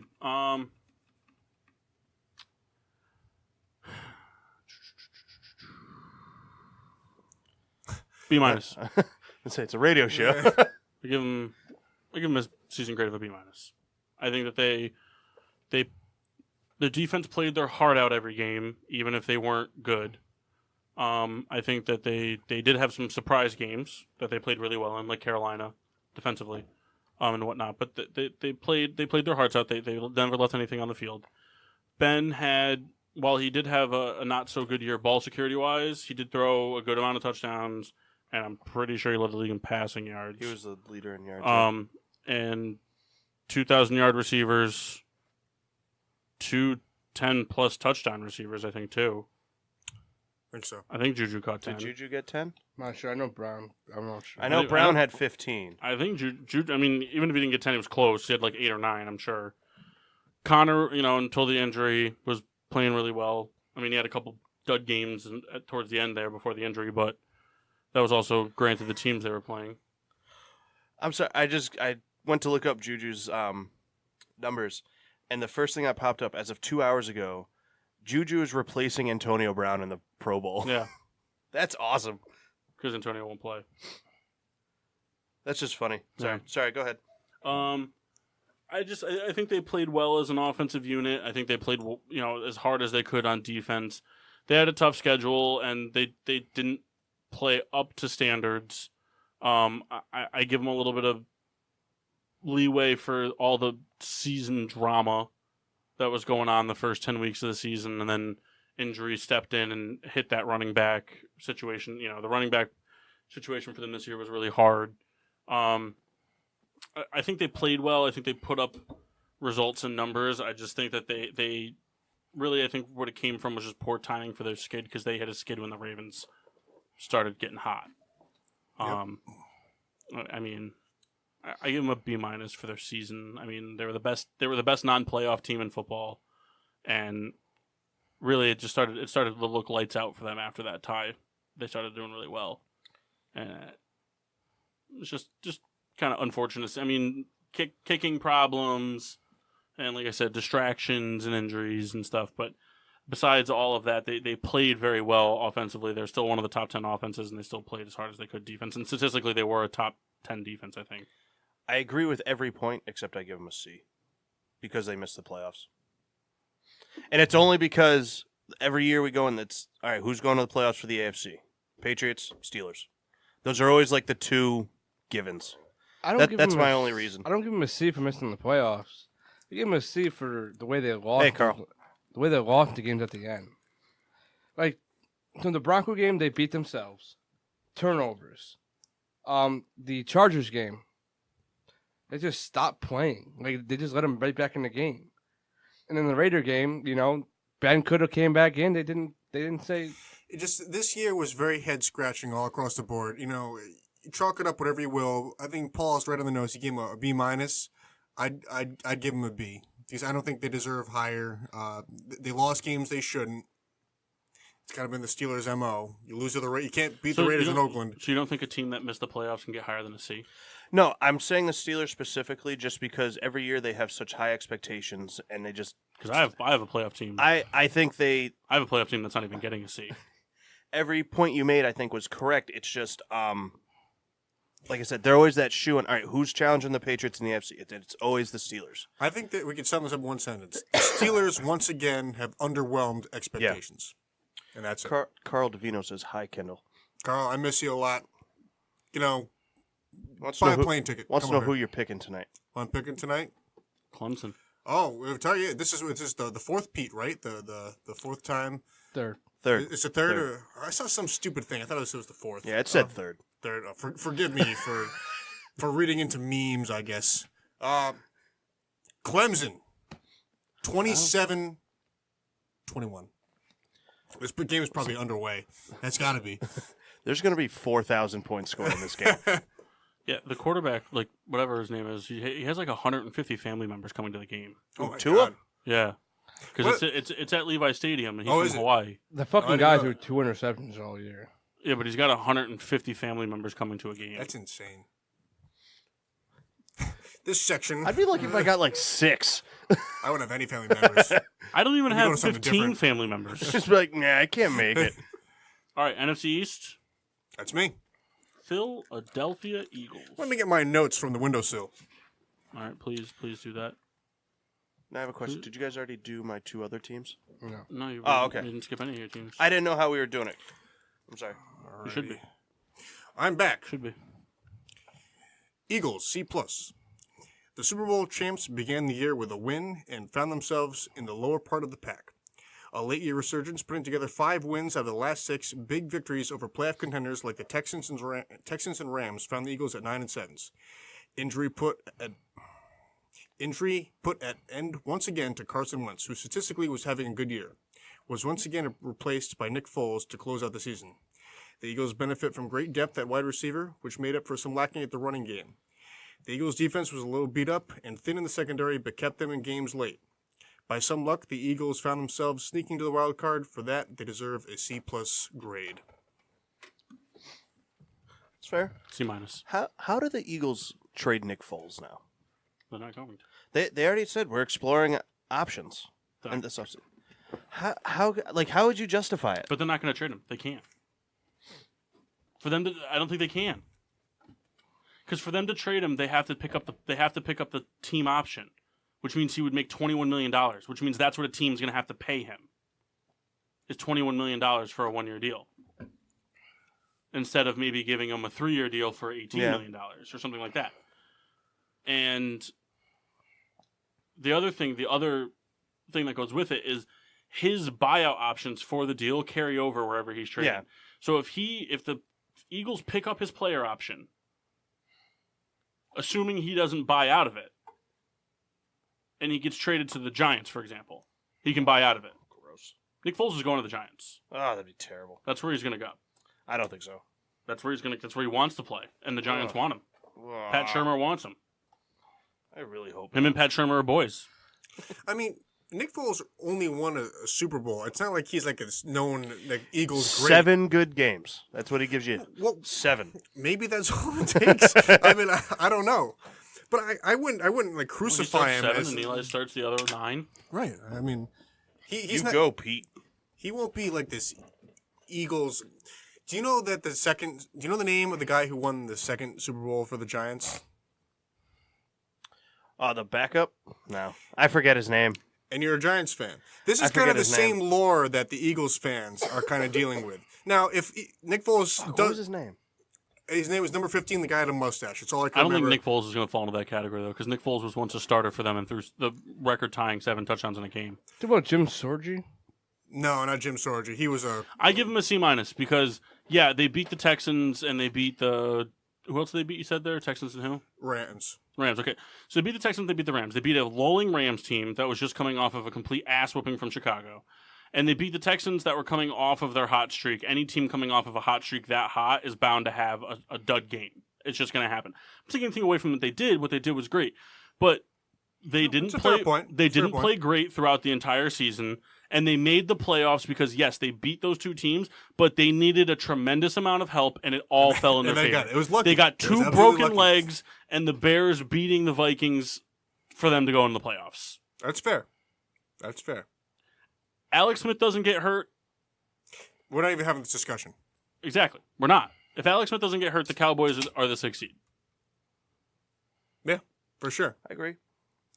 So anyway, same minute, C-. I gave him a C+. I give him a C. Also, think of it this way too. Here's the other thing too about the Eagles. With the Eagles, it was all just the way it all played out. It wasn't them playing lights out for them to win this 6th seed. They weren't playing like Seattle was. Seattle played to win that they earned that wild card spot.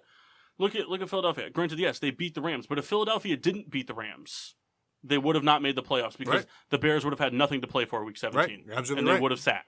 For They sure. would have rested people. For sure. So I can't give them higher than a C- because they didn't solely earn their playoff spot. They earned it through hard work and winning, but also with a lot of help. Right. That's why I said with a lot of luck they made it to the Jeff wild Hostetler. card. Hostetler. That was his name. I that's couldn't the think guy. of it. Jeff Hostetler. 15 with a mustache. That's what I got for you. And Davis I Anderson, don't I'm sorry. and I don't give him any grade like change at all for the Golden Tate move because Golden Tate was an obsolete move for the regular season. The last like week 16 set, he was emerging a bit, but I agree with you completely. So the point I was making was really only for namesake. That's the only thing it just meant like if you were to list all these players like they have Golden Tate, they have Nelson Aguilar, they have Alshon Jeffrey, like oh wow this team sounds pretty good to to a casual football fan that may know names like oh wow this sounds amazing. That's really the only point I was making. It is what it is, but our grades are in. AFC West. Oh, that's me. Oakland Raiders. Excuse me while I got my notes. I should have just kept it. This is a radio show, by the way. You guys could have, just made a buzzing noise at least. Very good. Okay. Speed this up. All right. Oakland Raiders. D. John Gruden made headlines with the Khalil Mack trade and later Amari Cooper. But they don't deserve this grade because of getting rid of high-profile players, but because of being underwhelming and putting together 4 wins. They were definitely camps who believed the Raiders could have been enough to grab a wild card spot. An odd year for Carr, high in yards and low in touchdowns, perfectly explains the kind of offensive year the Raiders had. A revolving door at running backs provided lack of consistency. The Raiders were bottom in segments of most categories. The Raiders' defense, that is, were in bottom categories for defense, and chemistry was lacked while on the field. Therefore, they deserve a D. Yeah, I agree. Yeah, Gruden was not playing for this season. I mean, he came in and just started Playing blowing for things up. Vegas. He's playing for 2021. Yeah. It'll be his team in his city, and he'll have the chance to cement 8 years of a legacy, pretty much the team's first decade in that. Yeah. Or he's going to look like the worst person to ever run a football team. We see brought Mike Mayock in. I saw that. A guy who, it's funny, J-Mart really dislikes.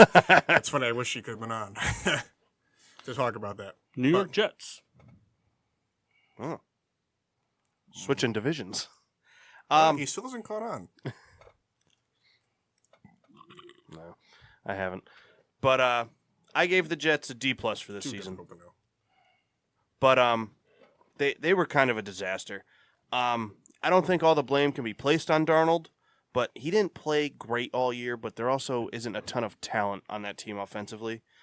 And it doesn't get much better on the defensive side of the ball. Like the team, they're in the middle of a rebuild, and they just fired their head coach. So there's a lot of work for them to do this offseason.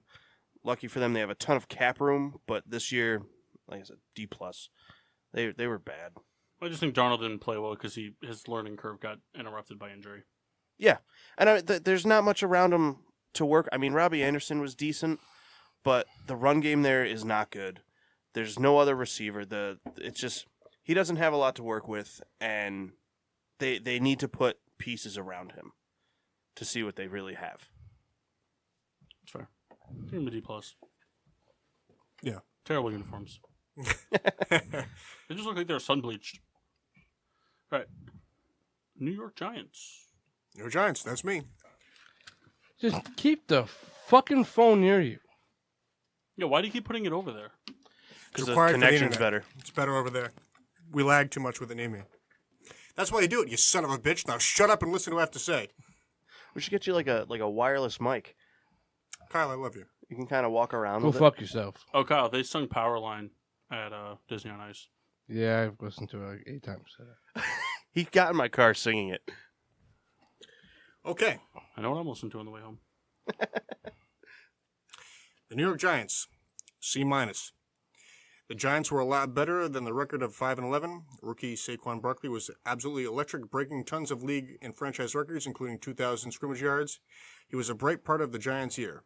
With some continued offensive line issues, Eli Manning found himself in duress. In turn, Eli did not have a statistically poor year, but looked sluggish and at times old.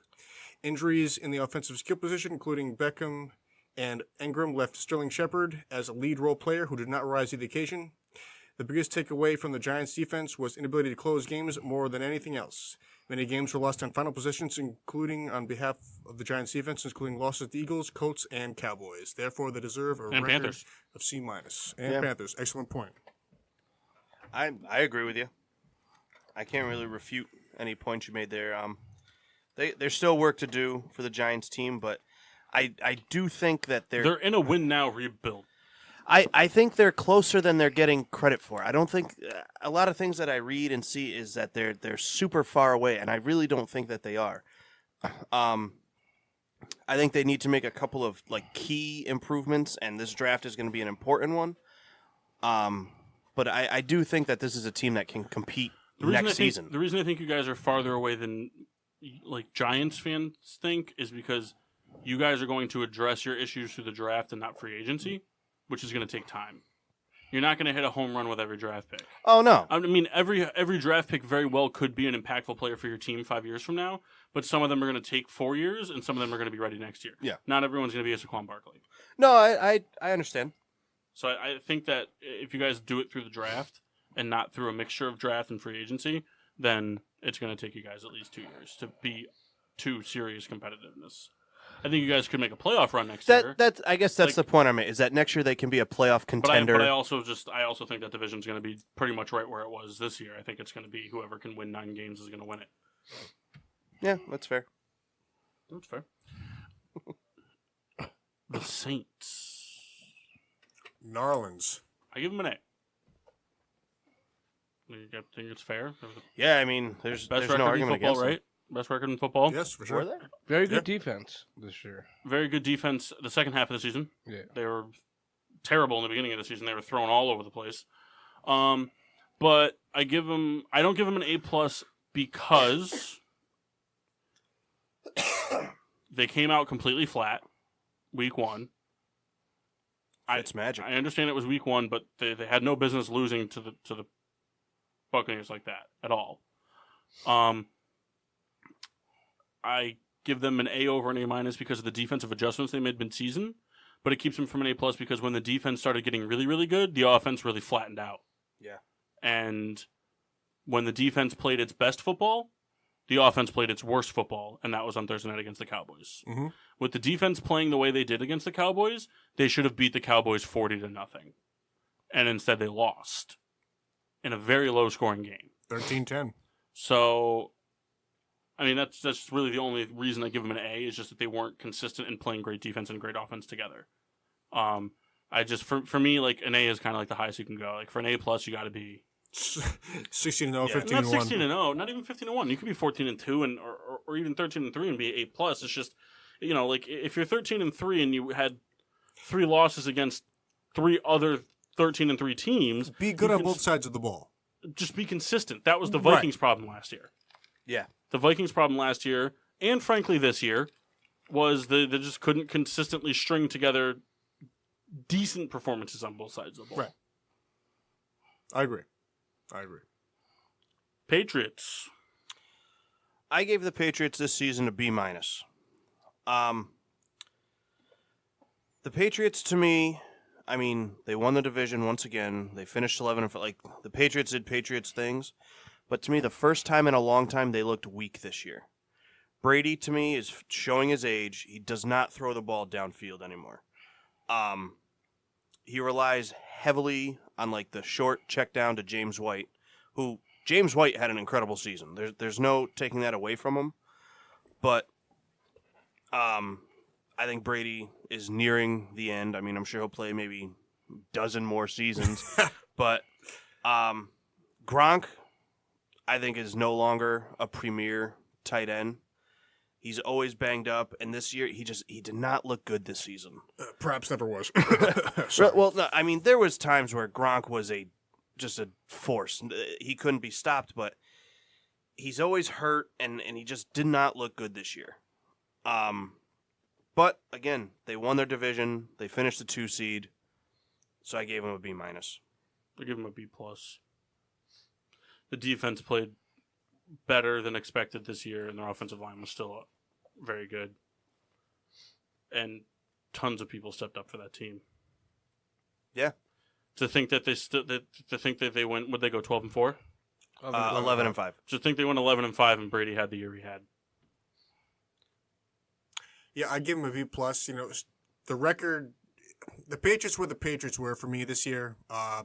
Perhaps they were slightly stagnant. I could agree with what you're saying a lot. But, I'd be more apt to think that the Patriots were like, hey, let's see what things look like from the 2 seed than the 1 seed for once. Yeah. I thought for once we were going to see them on a wild card weekend. And quick update. I'm sorry. Comes up 31-16.5. Oh, that's what I predicted, remember? I did. I thought for once we were going to see, because has Tom Brady ever played in a wild card game? No. Here's the thing. Texans had it. Freaking blew it. They screwed us. Blew it. See, Blowed it. I'm I like in it. They with blowed you it. guys. I think this Patriots could have C. I don't think they lived up to the hype at all. They didn't, but they still went 11-5. Like you got Josh Gordon being done for maybe his whole career. No, he is done for his career. That happened at the Doesn't very matter. end of the season. Doesn't matter. It does You matter. lost one of your most reliable weapons. in week 16. But that's Doesn't never matter. But that doesn't never matter to the Patriots. You got- their it weapons. did though because one, You got him in week 8 and lost him in week Well, 16. they that's haven't what I'm moved trying the to say. ball well in a long time. So I guess what I'm trying to say is the Patriots season being 11-5 is not spelled the end of. I saw this thing on ESPN a couple weeks ago. It's just the end of the dynasty. It'll be the end of the dynasty when they put together 5 wins. Well, or like 6 also wins, or like whatever. they would have never lost that game to the Dolphins the way they did if they weren't if they were the same Patriots. No, that was a luck play. No, that was there wasn't a luck play. That was bad coaching. Well, They shouldn't have had Gronk out there. Gronk shouldn't have been That's out what there. it comes down to. They Right, shouldn't have but- had Gronk out there. It should have been, at worst, Josh Gordon should have been out there. Okay, But it should listen. have been a safety. Yeah. I agree. There's no way Tannehill's throwing a Hail Mary 70 yards into the end zone. But I'm just saying that that was poor coaching. There's nothing to I do agree. with Tom But Brady I'm- or right. the Patriots not being But good. like also like Tom Brady's not the same. right. But He's taking a huge step back. to disagree with the Riddler for a second, a hook and lateral play could happen to anyone. I do disagree. I agree with saying that perhaps Gronk was not the right guy to have out there. For sure.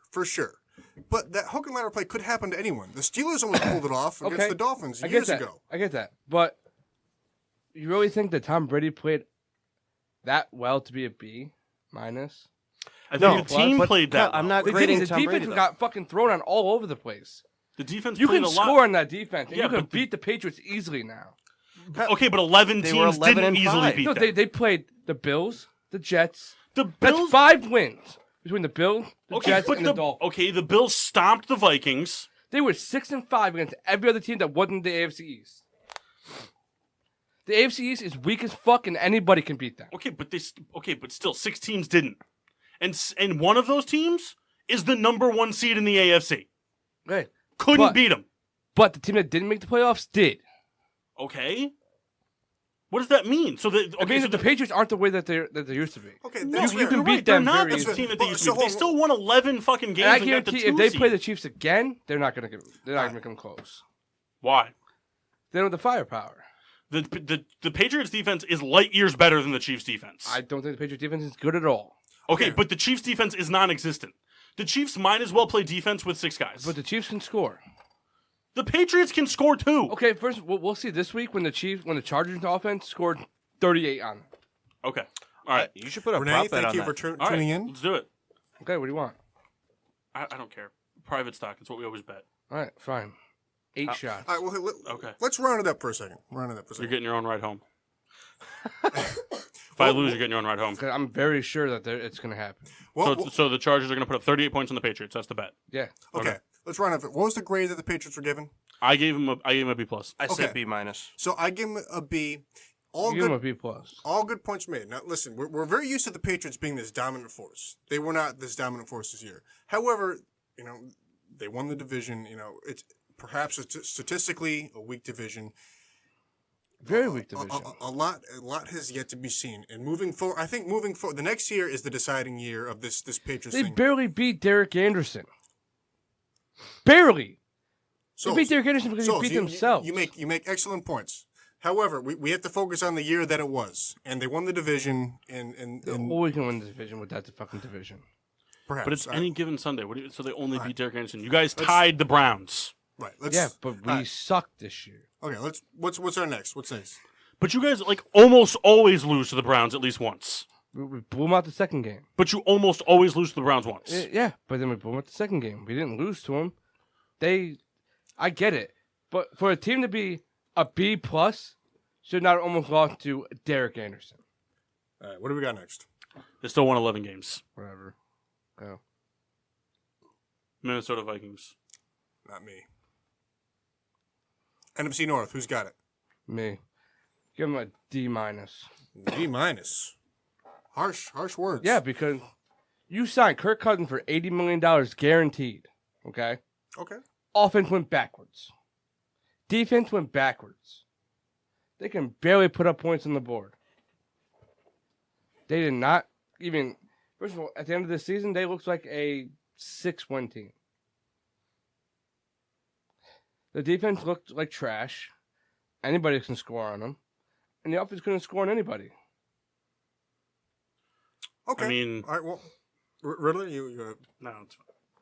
So I just D-. I mean, I agree with you. This is A team that signing was supposed to be a Super Bowl signing. Okay, I agree that perhaps that the signing was not what they expected, and it was kind of a big letdown on both sides of the football.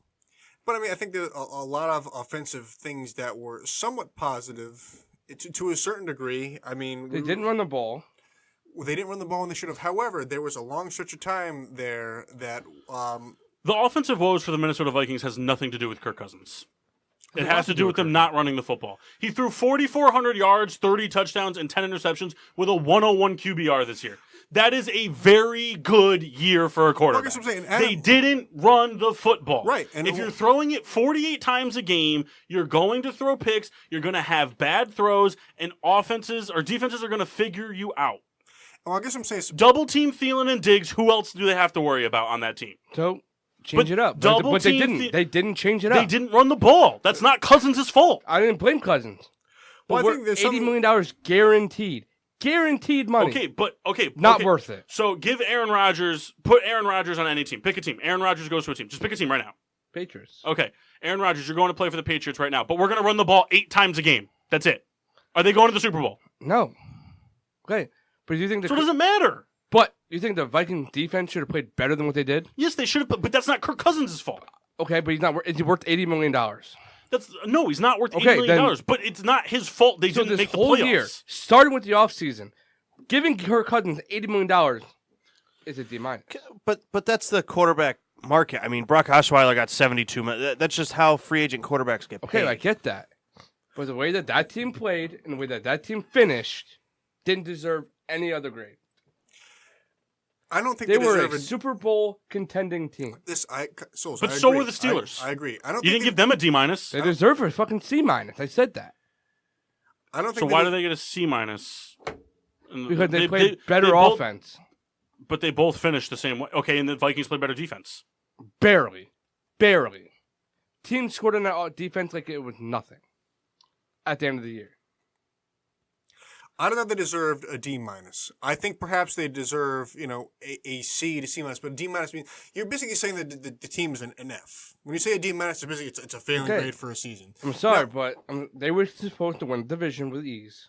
They were supposed to With ease? They were not supposed to win They with were not ease. supposed to win the division with They're not ease. supposed to win with ease. So you coming into the season, you would have said, okay, they're going to go 12-4, and then Packers at best 10 wins, Bears at best 10 wins. Yeah, No, you're the only person who thought that. because the Packers don't have a good defense. You're the only person who thought They that. had the number one defense last year. It doesn't matter. I want to refute. I mean, they only gave up more than 30 points twice this year. Because they And they also But I'm led saying- the I'm league saying in you're, sacks. You're saying they got scored on a lot, and Well, they they also- only gave up 30 they also led plus the league in twice. sacks. Okay, what are the other scores though? Okay, real quick. Let's consider this. What do you want to see? I mean, Any other game? I'm looking at all of them here. You're gonna get blown out by the fucking Buffalo Bills. That's an anomaly, So though. That's a trap game, and it you're right. happens. So you're right. That's a defense of that caliber should not fall into a whiff like that. However, let's put this into consideration just once. The Vikings fell into the same situation the Steelers did. They suffered a tie. At the end of the season, there was a chance the Vikings make the playoffs. There's a chance. Now, the tie throws a wrench into all that. Okay. It's a victim now. You have to. I know that. Right, but you're saying a D-. That means like a team D- is a team that goes 0-10 throughout the entire year, Was and it- then. Were they supposed to be a Super Bowl contending team?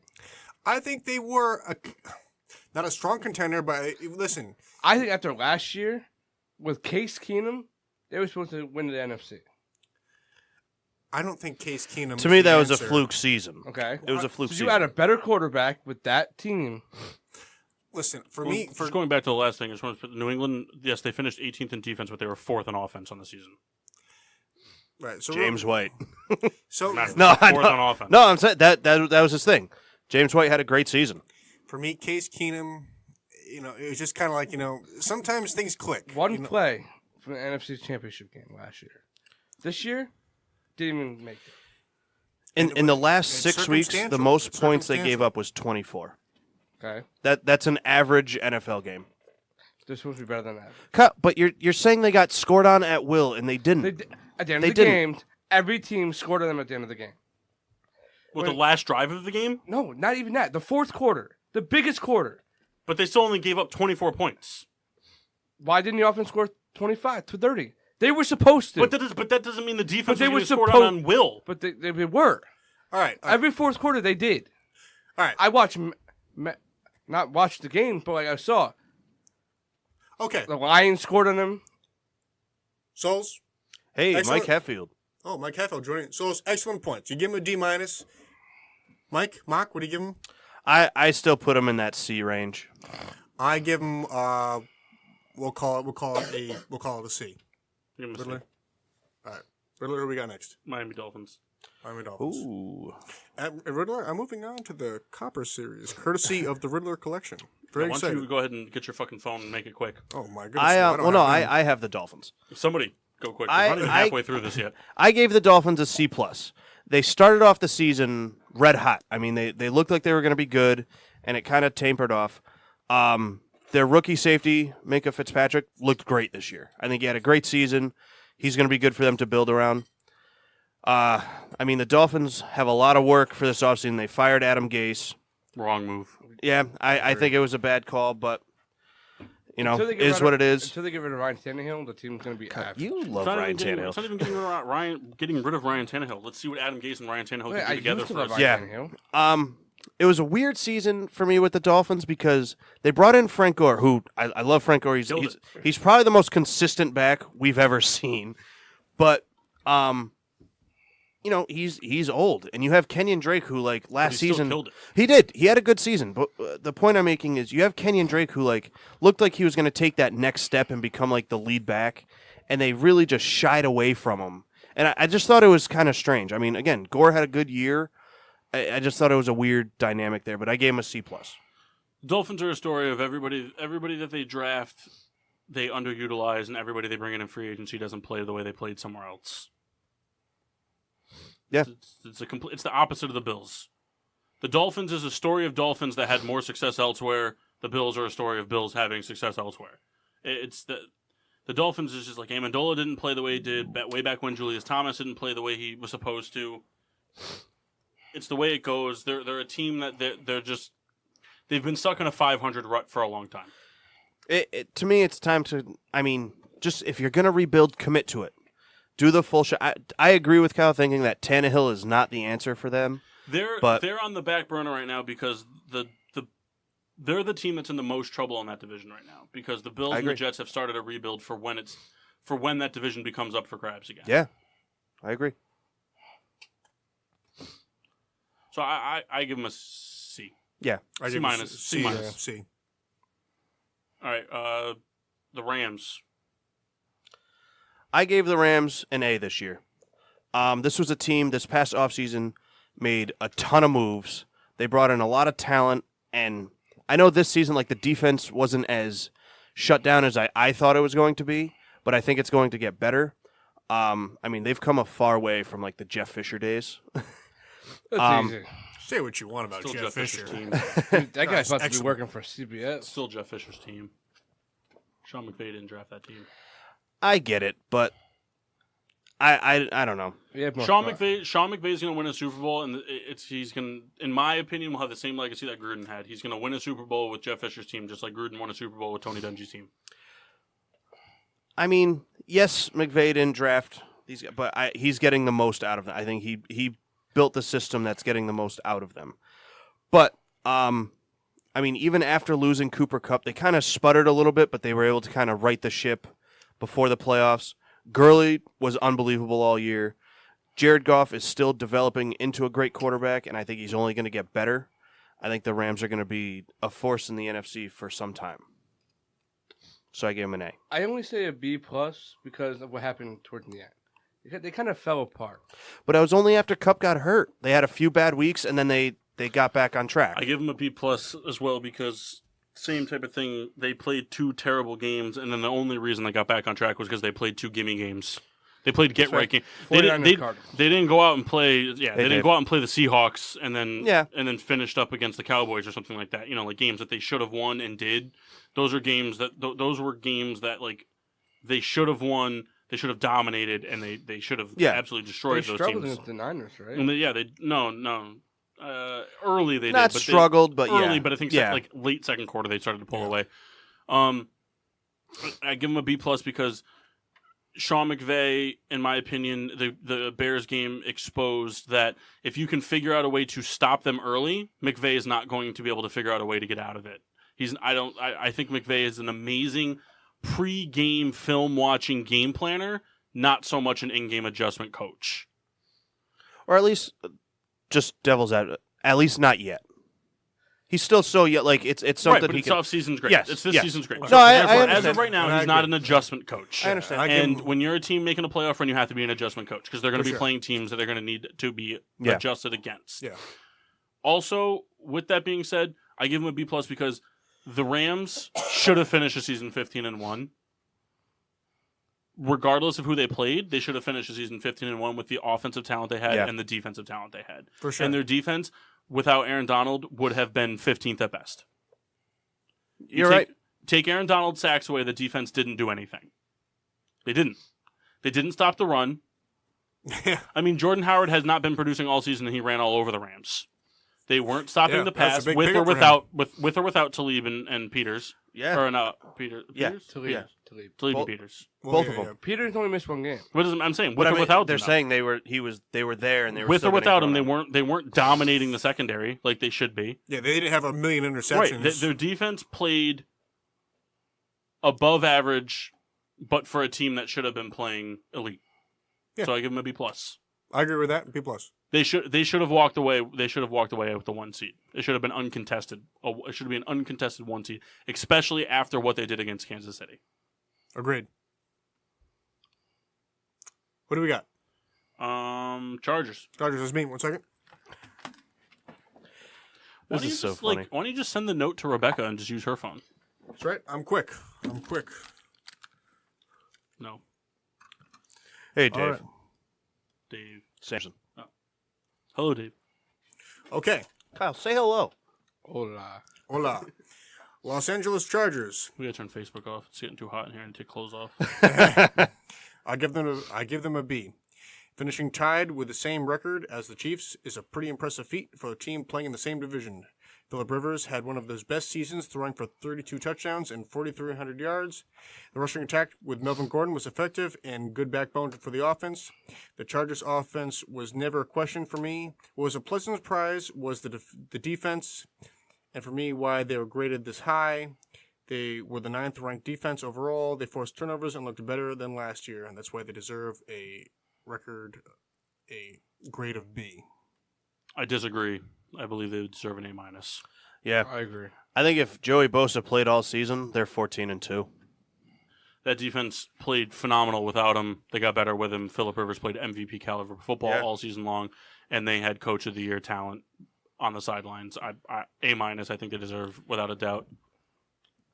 The Chargers are a team much like the Steelers. You talked about it before. The Steelers, another season of the Steelers' underwhelming performance. The Steelers always play down to who they're playing against. Correct? Yes. The Chargers always let teams hang around. They never just put the nail in the coffin. Yeah. They let people hang around, and it bites them in the ass from time to time. But with that being said, even playing that style of football, they finish with the best record in the AFC. I agree. They deserve an A-. Especially with the pick of Derwin James. Well, that was circumstantial and lucky. I mean, he was excellent. It doesn't for matter. Sure, for Like, sure. the thing is, like, he really played where the Chargers needed him the most. So I was very critical of all the No, every I team understand. had. I'm just saying. I think there's So- an A minus. So that's fine. And so I said a B. 12-4. Excellent. Now Excellent. let me ask you a question. Sure thing. Seriously, ask you a question. Say, let's just go back. So say the Chargers beat. Let's say the Chargers beat the Broncos earlier in the season, right? Mhm. Okay. And the Chiefs beat the Rams. So they both would have been 13-3. Were they both 12-4, right? Yeah. Yeah. So they both would have been 13-3, but the Chargers would have won the division because they would have had a better division record. Would you have given the Chargers a higher grade? No, I would have given the Chargers the same grade I gave the Chiefs. And we haven't gotten that far yet. Okay. So, I mean, I guess the So reason... speaking of the Chiefs, The Chiefs. So, real quick, to close up the Chargers very quickly. The only reason I didn't give the Chargers a unbelievable grade is it doesn't matter how you win. It doesn't matter how you win. But the Chargers were never in a situation where they were really, they've dominated opponents, but there's a lot of games that were finished, by, 2 points or less. That's the only reason I went low on grade there. That's the only reason. Okay? Now, it doesn't matter how you win. And No, that's a fair point. I That's state a that fair later. point. But a lot of it's a games... fair point, but then but moving on, I'm curious, why did you give the Chiefs the same grade then? Well, no, I didn't. I'm sorry. Maybe I misexplained what I was trying What's to the say. Chiefs? We're on the Chiefs. Okay. Let me go back to my note. I think he was saying if Okay. the Chargers won the division, he All right, would have ready? given them this grade. Chiefs B+. Finished with an AFC best record at 12-4, highest conference record at 10-2. When losing one division game, Patrick Mahomes played better than anyone could have ever predicted. 50 touchdowns with almost 5,100 yards. The rushing attack and special teams was formidable with Tyreek Hill and formerly Kareem Hunt. This team was deserving of an A. However, a defense being in the bottom of almost every category knocks them down a letter grade. They gave up a lot of points and yards. However, the offense traditionally outscored their opponents, and wins are the only thing that matters, which grants them a B+. So, let's say the Chargers were in the same position as the Chiefs. They would have given them a B+ as well. I want a team to be good on both sides of the football, and the Chiefs, they scored more touchdowns offensively than they gave up, and that's what it comes down to. Well, I believe that I guess I get it, but if you want teams to be good on both sides of the football, I think the Chargers deserve a higher grade than the Chiefs. Because the Chiefs were lights out on offense and complete darkness on defense. They were the complete perfect example of no balance on offense versus defense. Whereas the Chargers were probably one of the better teams on offense versus defense balance. So I guess what I'm saying is there was more opportunities for the Chiefs that blew out their opponents, where the Chargers were kind of more close in their games. I guess is what the argument that I was making. I understand that, but I'm saying, if the Chargers, say the defense is a 15th overall ranked defense and they had a 15th ranked offense, that's how they're going to win most of their games. Whereas the Chiefs, Welcome back, Peter.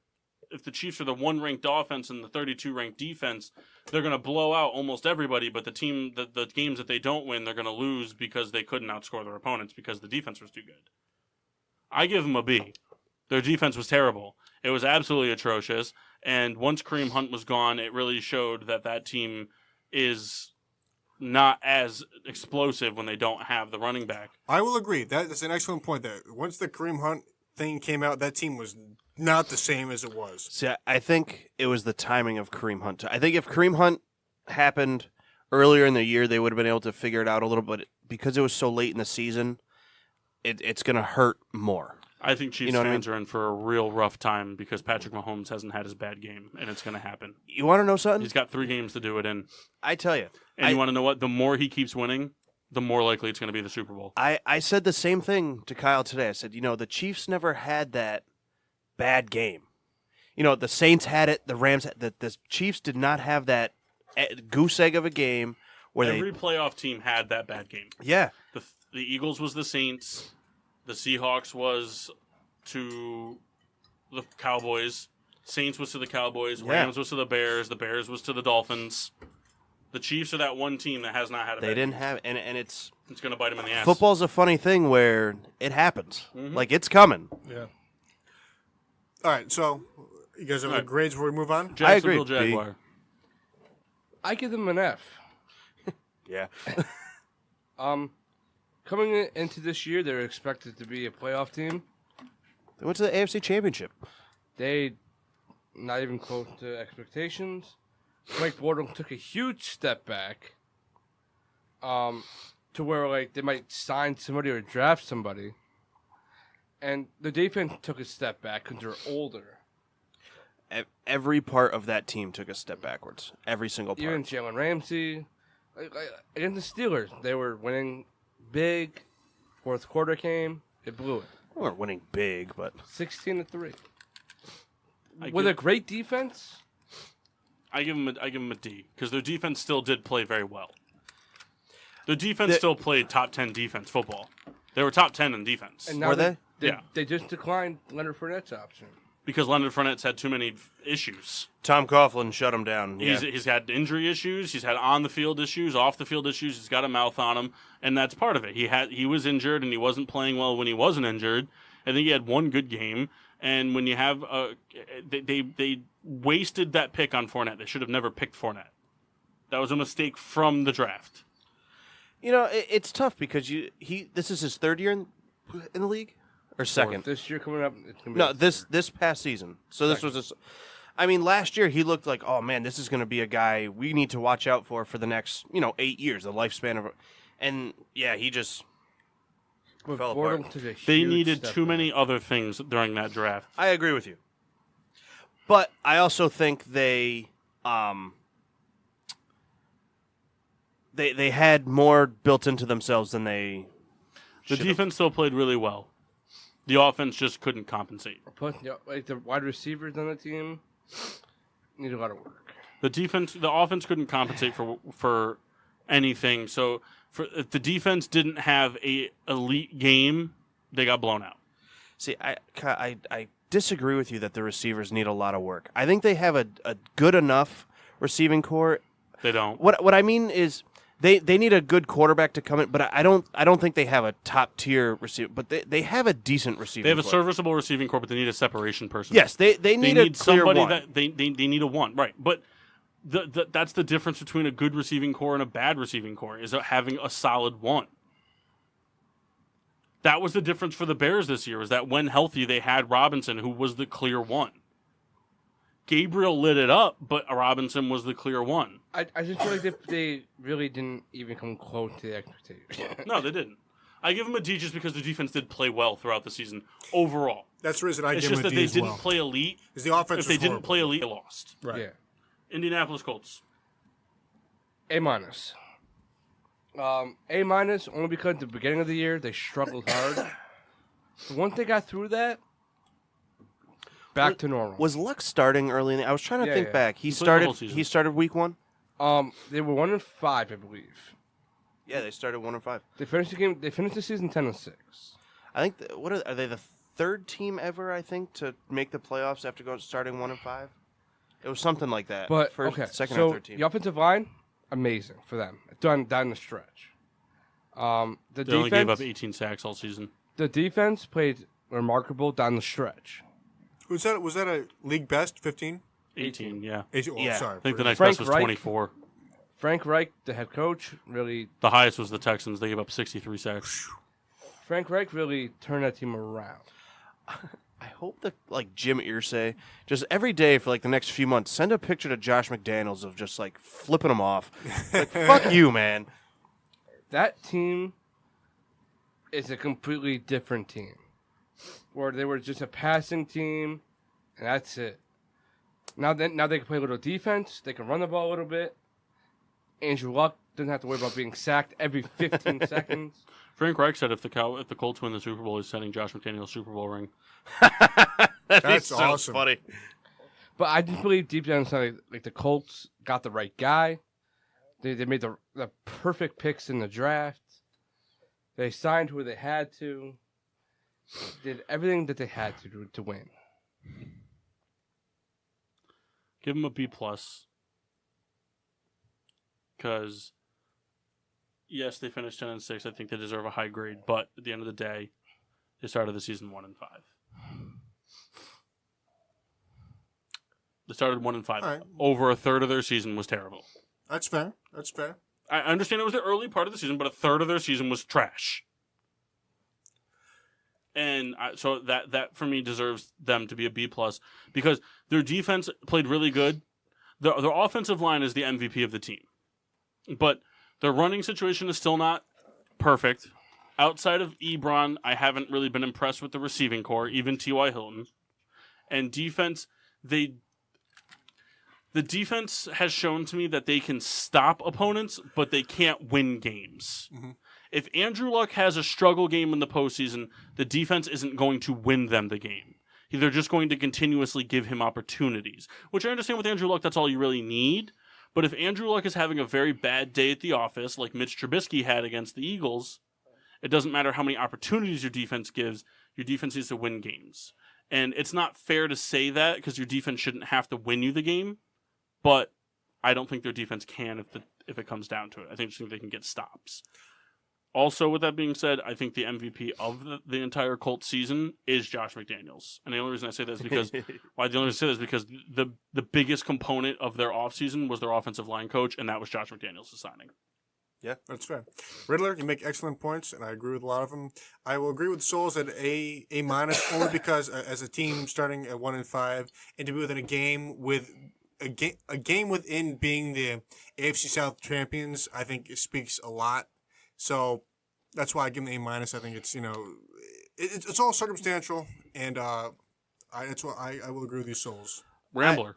I agree Rambler? with Kyle also. I'm looking at the Rambler. season game recap here, and they started, we said 1-5, and 3 of the 5 losses were to teams in the postseason now. So I mean, not to make that excuse, but it was also they scored a lot of points. It's just they lost. I do think that the Colts should be in that A- range. Andrew Luck looked absolutely incredible this season. I enjoy seeing him playing well once again. Houston Texans. B-. They had that long stretch of they were really good. Was it 9 straight? Yeah, I but think so. the thing was But they also started off 0-3. yeah, they weren't blowing teams out of the water. They were just winning games. If that makes sense. That's all that matters, though. Yeah. That's the thing. That's all that matters. But they weren't a. Would you give them B-? Yeah. I agree with a B- because, and the reason that I completely agree with is because the most important part to every single team is your offensive line, and you gave up 63 sacks. Yeah. I will say, though. And let's go ahead and break down what happened between Indianapolis and Houston on Wild Card Weekend. I will say. The offensive line for the Colts protected. The offensive line for the Texans did not.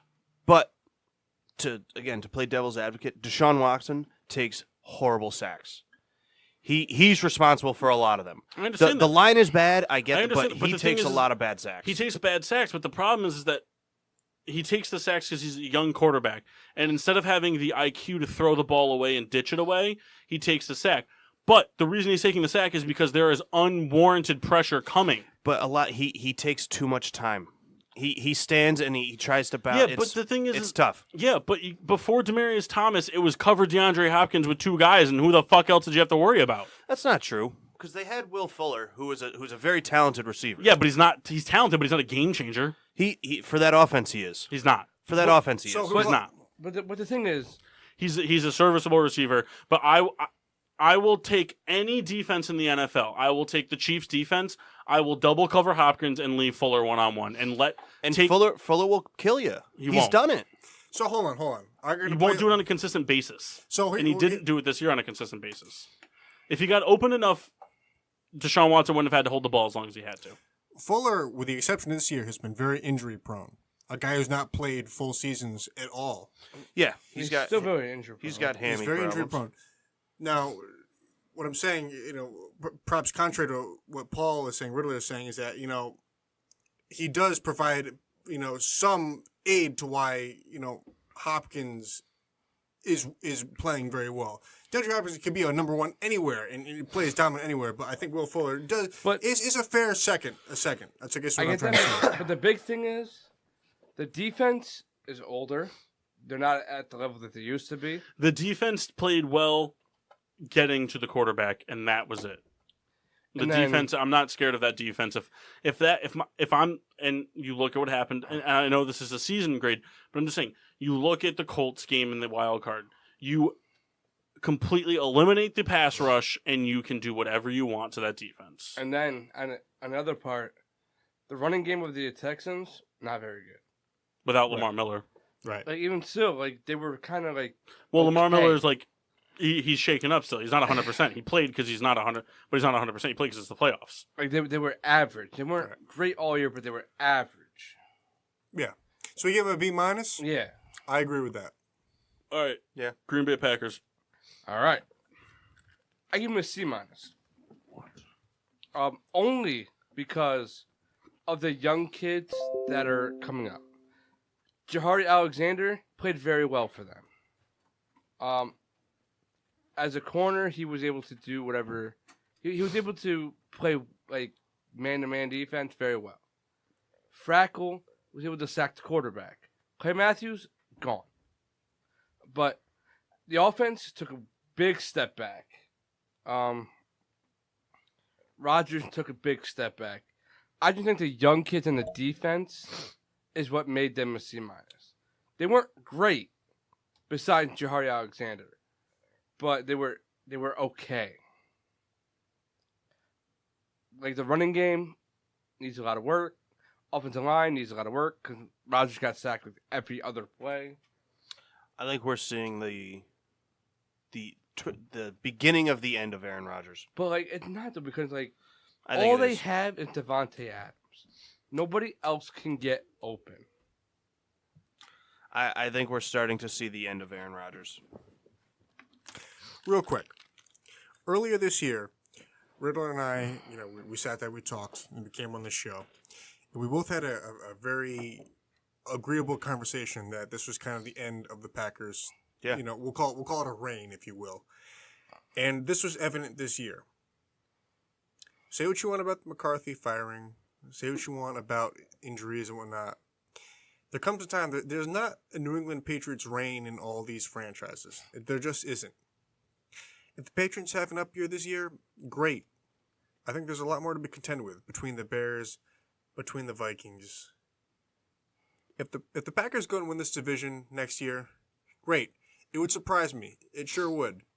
But this year was not a surprise to me at all. But not the at thing all. is that their defense is so young, and especially in the secondary. You got Alexander, you got Kevin King, you got Justin Jackson. For sure. All those kids are rookies or second-year players. For sure. And there's a lot of upside to that team. Now, Especially Alexander, I'm sorry, but like that kid played it phenomenally well. Playing the one receiver. It's just they don't have the other pieces around Rodgers to make that team above and beyond him. They get an F. They get an F. They were top. They were bottom 10 against the pass. They were bottom 10 against the rush. Aaron Rodgers missed every single game, missing wide open throws. He played his worst season of football. And I'm sorry, not having the pieces around you, I understand that. But Aaron Rodgers missing throws is not his receiver's fault. That's Aaron Rodgers' fault. The offensive line was garbage, and outside of Devontae Adams, they had no receiving help. Jimmy Graham was the biggest bust. They had no running game. Graham was a bust. Overall, that entire team was garbage. They deserve an F. That's a team that should have been competing for the NFC North because they have Aaron Rodgers. And because they finished the way they did, what do they have? 6 wins on the season? 5. 5 wins. F. They get an F. Finished with 5 wins. 5 wins, a tie. Wow. 5 wins. Yeah, 5 wins, a tie, and 10 losses.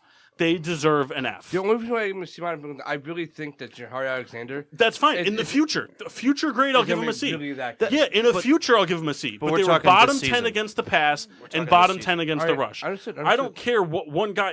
That's like saying, like, hey, I've got Deion Sanders in his prime, and then after him is a bunch of Cortland Finnegans on his last year of his contract in his final year. Hey, don't tell Andre Johnson that. But I'm just saying, but like, okay, great. Your number one is phenomenal. but the rest of your team sucks. And guess what? It's just like the Darrelle Revis factor. Nobody threw to Darrelle Revis, but guess what? The Jets secondary still got lit up because they threw to everybody else. Yeah. They were bottom 10 against the run, bottom 10 against the pass. The only thing that defense did well is they didn't give up a lot of points because they held teams once they got inside the 40. So a lot of teams settled for field goals over touchdowns, but they still lost those games. Yep. Aaron Rodgers missed so many open throws all season. He played his worst season of football. And for somebody that got voted into the Pro Bowl, for somebody that's always guaranteed MVP discussion, and for somebody that's coined as the best quarterback in football, and you have a Super Bowl shot because he's on your team, if he's missing throws, Tom Brady wasn't missing wide open throws all season. I'm not arguing about the Patriots thing again. The Patriots offense definitely underachieved, but it wasn't because Brady was missing throws. Rodgers was missing throws, end zone throws. That's fair. Rodgers played his worst football. That's fair. The only person on that team that deserves any sort of grade above a C- is Devontae Adams. He had a very good season. Everybody else was terrible, He had a good including season. Rodgers. Rodgers was terrible for Rodgers' standards. I'll only say Jahari Alexander's different. All right. So I'm a huge Packer hater, and Riddler, I agree with a lot what you're saying. I don't count I give him a rookies D. because, I especially give him a D. I don't count rookie DBs Right. because people target rookie DBs. So it's like if a rookie DB is that good, he's going to come up with those plays because people are going to continuously target him until he's proving week in and week out he can do it. And he was more of like a every other week he was dominant kind of guy. I just I feel understand what he- you're saying. I He- feel like he's different than like the other guys that they have. Like in the league. I understand, but regardless, they were still bottom 10 in pass. They get an F, in my opinion. Detroit Lions. All right. F. They were supposed to be a somewhat playoff contending team, They were supposed to go to the Super Bowl, Kyle. They signed LeGarrette Blount. This is true. but You get enough, Kyle. that team, they traded Golden Tate. For the second year in a row. They traded Golden Tate. Matthew Stafford couldn't throw the ball at all this year. No separation from the receivers whatsoever. I don't blame Tate. Offensive line was bad. The receivers were bad. The defense underachieved. I mean, Tate was playing fine for them. Like, Tate was receiving playing wise, fine Tate for them. was fine. Galladay came along.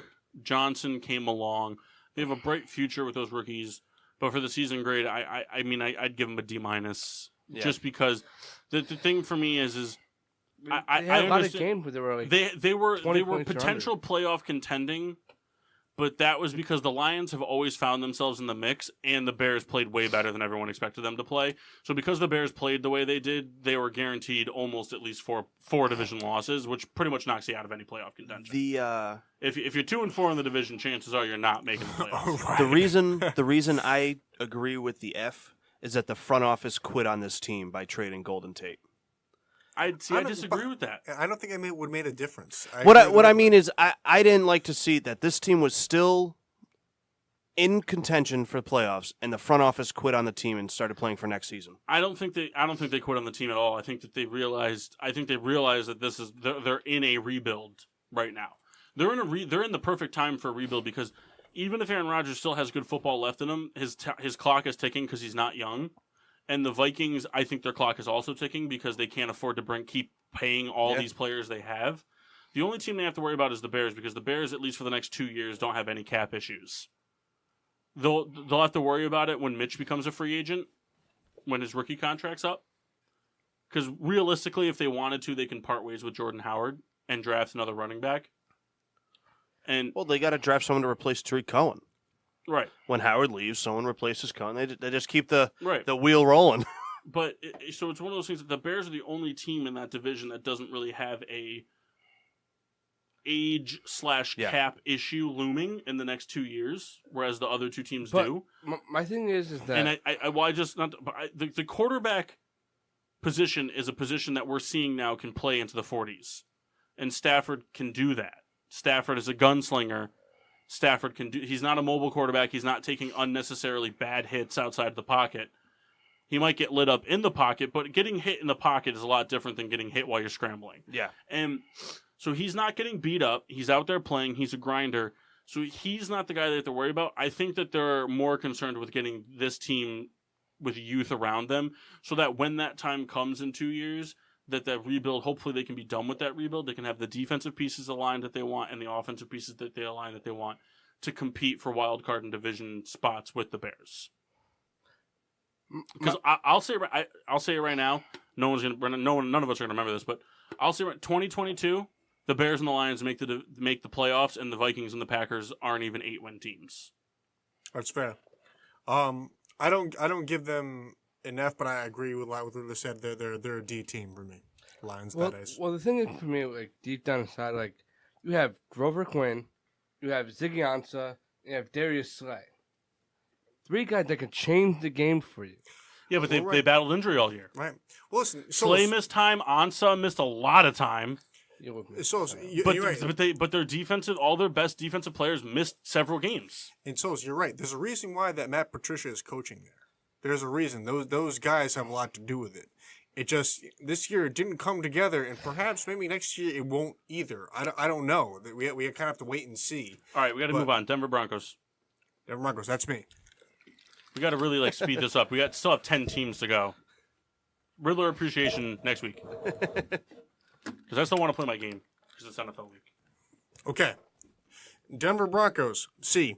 The Denver Broncos have not been the same since the days of Super Bowl 50, as evident to the souls left in haste. As evident to everyone that they settled for Case Keenum in the offseason, he played like the player that we knew he'd be. Not poorly, but pedestrian, with 18 touchdowns and almost as many picks. There was a bright spot in the offense in the rushing game of Philip Lindsay, who finished with 1,000+ yards, and Royce Freeman, until he got injured, was having a decent year. Their defense was a higher middle of the pack, but was on the field a lot. The Broncos were able to get a few big wins, derailing the Steelers' year and stealing one from the Chargers, but skated to stop at the end, dropping their last 4 games when they were still in the hunt. Therefore, they deserve a grade of C at best. C-. I agree with the C. They were that middle of the road team that C-. The only 3 players on that team mean anything to me. 4 players on that team mean anything to me. Sanders and Lindsey, Chubb and Miller.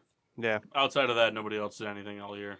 I think they could have made a bigger push too if Sanders didn't get hurt, but it is what it is. Perhaps. I'm not saying they would have. The bright spot, when they beat the Steelers, the Chargers, and the Bengals back to back, it was kind of like, oh my God, Yeah. these guys could make a push, maybe to succeed, but then they blew it all. Case Keenum was nothing great all year. We knew it. We knew he wouldn't be, but But Philip Lindsay was a pleasant surprise for that team. First sure. undrafted rookie to make for the sure. Pro Bowl. And the thing is, Royce Freeman gets a lot of shit.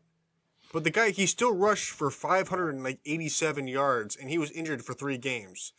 At which point, it was clear that Lindsey was the number 1 back, and why not ride the hot hand? Let's say that he stays healthy. Perhaps we're looking at guys who's 700-yard guys. Philip Lindsay, like anybody who's ever played wide receiver for the Seahawks, is just another tick to show what. Imagine Joe Schmo being signed off the street. Like, imagine the talent the NFL is missing. Yeah. Right. No, you're right. Broncos just had no receiving weapons. Well, Case Keenum's terrible. They had receiving weapons. Cortland Sutton would have been way better with a decent quarterback. Yeah, and I mean they traded away Demarius, and they have Emmanuel Sanders. They had a good receiving core. They just didn't have the right quarterback. Dallas Cowboys. That's me. Cowboys, B-. Dallas took advantage of a terrible division. They won the games that mattered, going 10-6 and only losing 1 division game. Prescott had a decent year throwing, but had double-digit turnovers between interceptions and fumbles. The breadwinner for the Cowboys was rushing champion Ezekiel Elliott with 1,400+ yards. With 77 receptions, he blew his previous stats out of the water. The big storyline was the addition of Amari Cooper, who had immediate success in that offense. With 7 ranked defense that returned to prominence, they were good pass rushers and run stoppers. They won some big games down the stretch, including big wins over the Saints. I disagree saying the NFC East was bad. It was bad. B-. Hey, they had 2 teams in the playoffs, Still bad. and they both won. Still bad. We got shit on all year. So But your best team was 10-6. And that's it. here's the thing. It comes down to the wire. That two teams could have been 9-7. 2 that makes teams them made a, the playoffs. a good division. Still a bad division. It's a bad division. NFC East and AFC North were bad divisions this year. We have sure. two teams in the playoffs, and they both won their games. Still a bad Circumstantial. Still a bad division. For We every talked about it loss, earlier, the Eagles only made the playoffs because of all the help they received along the way. for every loss, Made the playoffs. For every loss, there's an intern. That's why there's I know. Are you 12 and arguing 4 for the teams in the Cowboys and NFC the Eagles West. right No, now? I'm because the arguing for the Giants were division. the worst team in the division. Arguing for the division. No. Don't argue for the division. You don't argue for I the will division. never You argue for the argue AFC for North. everybody against your division. That's not Yeah. you. Anywho, All right. If the Bears don't make the playoffs, I want the NFC North to burn. here. So, Dallas played well for the division. If they were in any other division, they would be a 6-10 team. They're not that talented. They played defense against. I disagree after Yeah, the addition of Amari Cooper. I disagree with you, too. I think the Cowboys... as Amari much as I hate Cooper them, made they're a big talented. difference, and Ezekiel Elliott is the second best running back and third Okay. best running back in football. So if they were in the NFC South, they wouldn't beat the Panthers twice. Well, the Patriots don't play in the NFC South. I'm just saying. What are you saying? I'm saying that the Cowboys. If the Cowboys were in the NFC South, they would have beat the Panthers twice, and they would have beat the Atlanta Falcons or Bucks twice, and they would have split with the Saints because they beat the Saints. I don't think they would have beat the Panthers twice I do. because the Cowboys didn't have success until they got Amari Cooper. Okay, so they would have beat the Panthers once, they would have beat the Saints once, they would have beat the Falcons twice, or the Bucks twice. So they still would have finished 4-2 in the division. Because like the Redskins are trash. They weren't trash though, When they played in the second time, they were pretty but they bad. weren't trash But the first time. That's when Smith was gone. Yeah, but And the thing is, it doesn't matter. It doesn't matter what division they were in because they finished. Were they finished 10-6? Yeah. Okay, they finished 10-6. What was the Giants' record? 5-11. Okay, so they finished 10-6 in a division where the worst team was 5 wins below them. The whole division was on par with each other, so they all played similar football. It's not like you had. It's not like you had a division where you had like the Rams playing the 49ers and the Cardinals. It's not like the Cowboys were a lights-out 14-win team or something like that. They won 10 games. They only won 10 games. I don't think Dak's gonna win another one. Here's something that's important. I think the Cowboys go to the NFC Championship game. Ugh. The Cowboys Yuck. were 5-1 in the division, and a lot of times it's all that matters. You win Yeah, your but you're division. also facing an Eagles team that's Okay, hurt, Souls. That's a Redskin team that's hurt, a Giant team that's not that good. you're absolutely right. Debatable. The division was Not bad. debatable. It is. They're not that good. That division was bad, but listen, you win 5 games. Listen, you win your division. You see, you sweep. You're 6-0 in your division, and you win 4 more games. You're So, making the They playoffs were 5 every and 1, time. 5 and 1 in the division, right? They were 5 and 6 against everybody else. Okay, so we didn't even get, I didn't even get a chance to look at their Right, conference. but if they record. were in a different division, you said the NFC South. If they were in the NFC South, that means they would have been 4-2. So they would have been at a 10-win clip. Would have been what 6-5 against everybody else. Well, we don't know that because the Falcons could have beaten them. Okay, real quick. No. But you can't speculate one thing and then You're gonna speculate tell me against the it. Falcons would have So beat here- the Cowboys. The Here's- Falcons are a better team than the Eagles and the Redskins. They're not. They are. They were not Okay, this so year. real quick. We're talking different teams here. The Falcons were not a better team than the Redskins or the Eagles this Let's year. discuss the situation for a second. Last year, the Steelers played the NFC North, correct? Was The that Falcons, last year? the Falcons during a point. I want to hold on, no, because I want to make a point that the Falcons. There was a point where the Falcons, as banged up as they were on defense, weren't even putting up 20 points a game for 4 straight games. 4 straight games with Julio Jones, Coleman, and Ridley weren't putting up 20 points a game. No shot they were beating the Cowboys. No shot. Not with that defense. No shot. I think their defense is a little overrated. It's not though. On the Cowboys? Their defense is very good. It's not Their overrated. defense is very good this year. How is it overrated? In what aspect? They're about one. They have four kids starting with 1 or 2 years experience. And they've been playing at a Yes. high clip For right now. 16 For games. right now. Doesn't matter. Doesn't matter right now. It does matter No, right it now. doesn't. We're talking about the season. We're not talking about right now. Right now is the postseason. Can you look at the schedule? I have it. It doesn't Look at matter the- who they tell me played, the last though. 5 or 6 games. But they did it for 16 games. Vander Esch played at a high clip, and so did Smith for 16 They played games. a third place schedule. But they play okay. but so they're rookies. They're rookies, which means they're not elite guys. They are guys figuring out their way. No, they're guys figuring out their way, and they are a third-place team playing a bunch of other third-place teams. The reason the Bears those third-place teams are very bad. Okay? If they had a first-place schedule, which they will next year, they will find out. They will get exposed. Exposed. Against who? Saints. Who's the best offense in the NFL right now? Saints. Kyle, they beat the They Saints. destroyed the Saints They defensively. didn't destroy them. They let them score 10 points. That was off of the a best short week. defense. The best offense in the NFL scored 10 points. week. It doesn't matter. It very much matters. Okay, then what about the Falcons? The Falcons have arguably the most explosive offense. They have Julio Jones, arguably the best receiver in football. Calvin Ridley, probably the best rookie receiver in the NFL right now. Best rookie receiver. Who's better than him at rookie receiver? I have to think about it, but he's not the best. Who's better? If you have to think about it, then he's the best.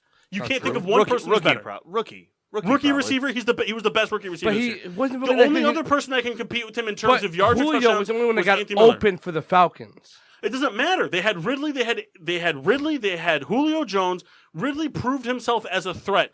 Sanu played okay. And until Devontae Freeman got hurt, they were playing pretty good offense. It doesn't matter. You have Julio that much Jones. of a difference. You have Julio Jones. So Devontae Freeman is more important to the offense than Julio Jones. Yeah. So if they can get rid of Julio Jones, and they'll be just as good of an offense. I think Devontae Freeman is that big of a deal. Devontae Freeman's not more Because Tevin important. Coleman can't. Devontae Freeman's not more important than Julio Jones. We'll find out. No, we're not going to find out because they're both going to be there next year. All right, so I give the Cowboys a B-. What do we got? I give them a B minus. Yeah, I'm in the B minus B range. Give me a C plus. Okay, what do we got next? Cleveland Browns. I give them a B minus.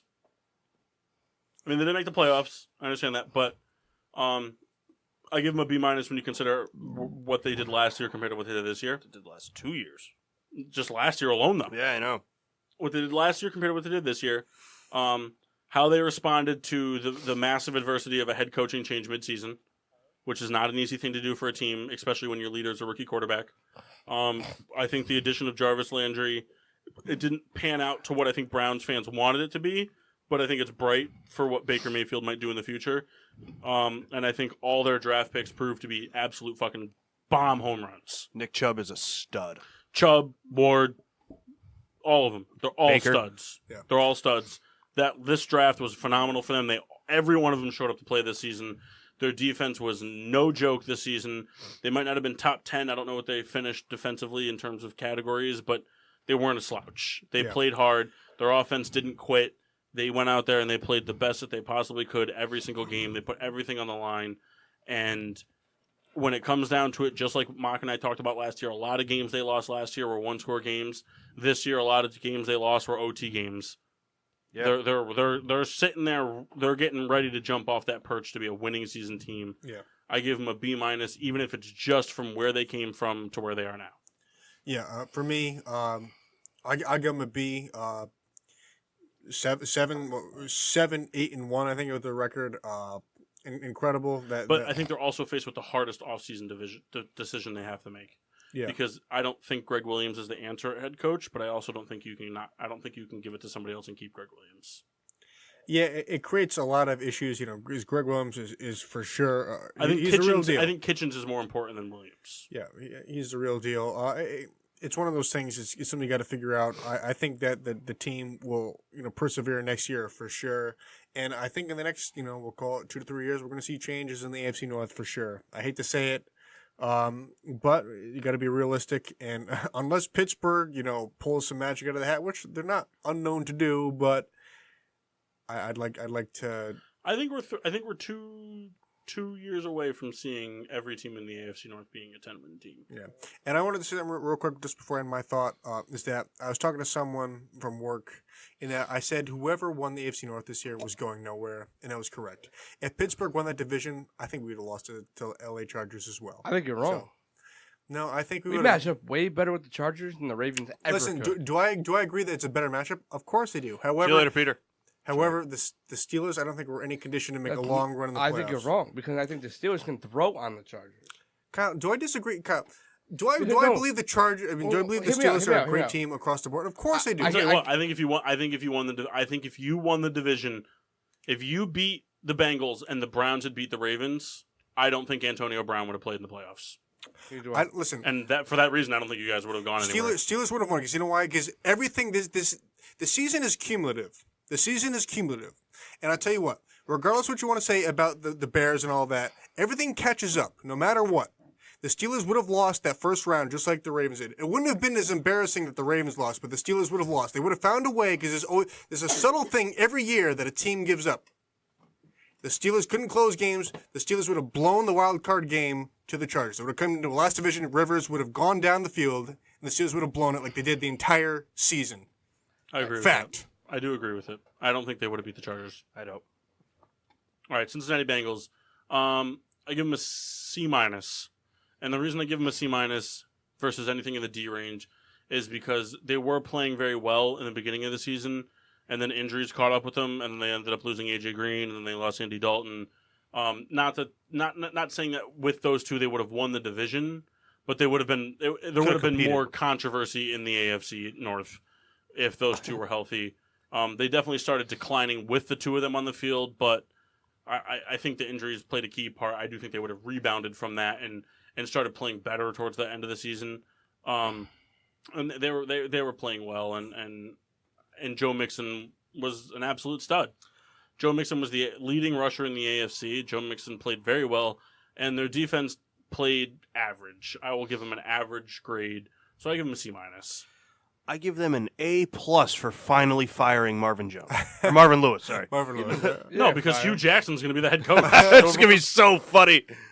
And Marvin Lewis is going to be the Browns head coach. I give C-. them a D+ only because Dalton needs to go, and I don't think they give it to him.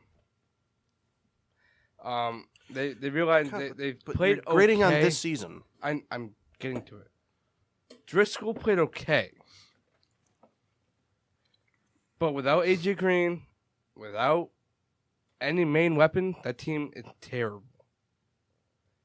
And I don't think they drafted a quarterback in the first round. I don't think they do either. And I think A.J. Green is going to be one of those guys that wants to go elsewhere. And they're going to suffer because of that. And I think they get a D+ because they didn't play great without those guys. No, I understand that, but they played phenomenal with them. So if they hadn't gotten injured, I think that the AFC North would have had a bigger... I think the AFC North and the wild card would have been way more shaken up. I think if Andy Dalton and A.J. Green didn't get hurt, I think between the Steelers, the Ravens, and the Bengals, I don't think the Colts would have made the wild card. I don't think the freaking Ravens would have won the division. I understand that, but I don't think the Colts would have made the wild card if all three of those teams were playing at their caliber, highest possible caliber. Chicago Bears. I give them a B. And that's because their defense played phenomenal all year. Their offense... 14 games. Their offense was average. It sputtered at times. There were some games where Trubisky looked like, all right, he's taking the turn, he's going to be great, and then he'd flub again. And they got away from the run game. Their best part of their offense they got away from. They got away from it. But their defense played pretty well. I give them a B+ for that reason. They got away. Riddler and I have discussed in depth. You win games by running the football. And tell you what, that defense is probably perhaps the best I've seen in a while. Khalil Mack was Don't ask anybody in the NFL about that. They were the fourth best defense if you ask anybody in the NFL. Well, I'll tell you what. One of the best I've seen in a long time because it hasn't been that way. It hasn't been dominant. It hasn't been a dominant pass rusher crew that I've seen in a long time. B+ for me. You know, it's a shame because Trubisky, I think, is good. However, there's a lot of things I'd like to work on. Overthrows a lot of balls. Perhaps throws better on the run. So to your point, I think he throws better than in the pocket. And B+ for me. I give them also a B+. I mean, I joked with you a couple weeks ago. I mean, I came into the season saying the Bears are going to win the division, but What'd they do? They won it as a ruse. He didn't mean it. I really did. He didn't mean it. I did. It's a ruse. I said the Bears are winning the division and the Packers were missing. the playoffs. All But right, Robert. again, I agree with like that B plus just because some of the offensive struggles. But I do think they're a team that's gonna be dominant moving forward. I have them a B. Okay. Panthers. D. Started off the season absolutely hot, completely shit the bed all over the place. They were terrible. Terrible the last 2/3 of the season. They didn't get anything going. Christian McCaffrey was the high spot of their season, and to be honest with you, his stats are skewed in my opinion. He had however many. I forget the numbers. I have to look them up. I'm not going to do that right now because we're pressed for time. But he had over like 100 receptions or something like that for however many yards. Tariq Cohen had 40 less receptions for like 20 less yards. Yeah. He caught so many passes for like 4 yards. I understand that's it makes a difference, but it's not like he was out there filling a wide receiver role. He was catching a lot of dink and dunk passes and immediately tackled by the second level, and they weren't moving the ball. I agree. He had 107 receptions. But for how many yards? Hold on. It's How loaded. about Toretto's part? I agree. It's a D. Cam Newton this year played with zero heart. Cam Newton played just to end the year. The Once defense they got didn't play behind, as that's good it. as they should. Coaching was a little spotty. They didn't play up to standards at all. 107 receptions for 867 yards and 6 touchdowns. How did he only have 13 touchdowns on the year? I feel like every game it was like, oh, McCaffrey scored. They barely Well, ran it. We don't think it's. But 13 total is what I mean. Like every week it was. I thought he was having 2 touchdowns It was a week. fairly split. So Yeah, I think about seven rushing, 6 All right, receiving. so here we go. So McCaffrey had 107 For for 867. 867. Yeah. Okay.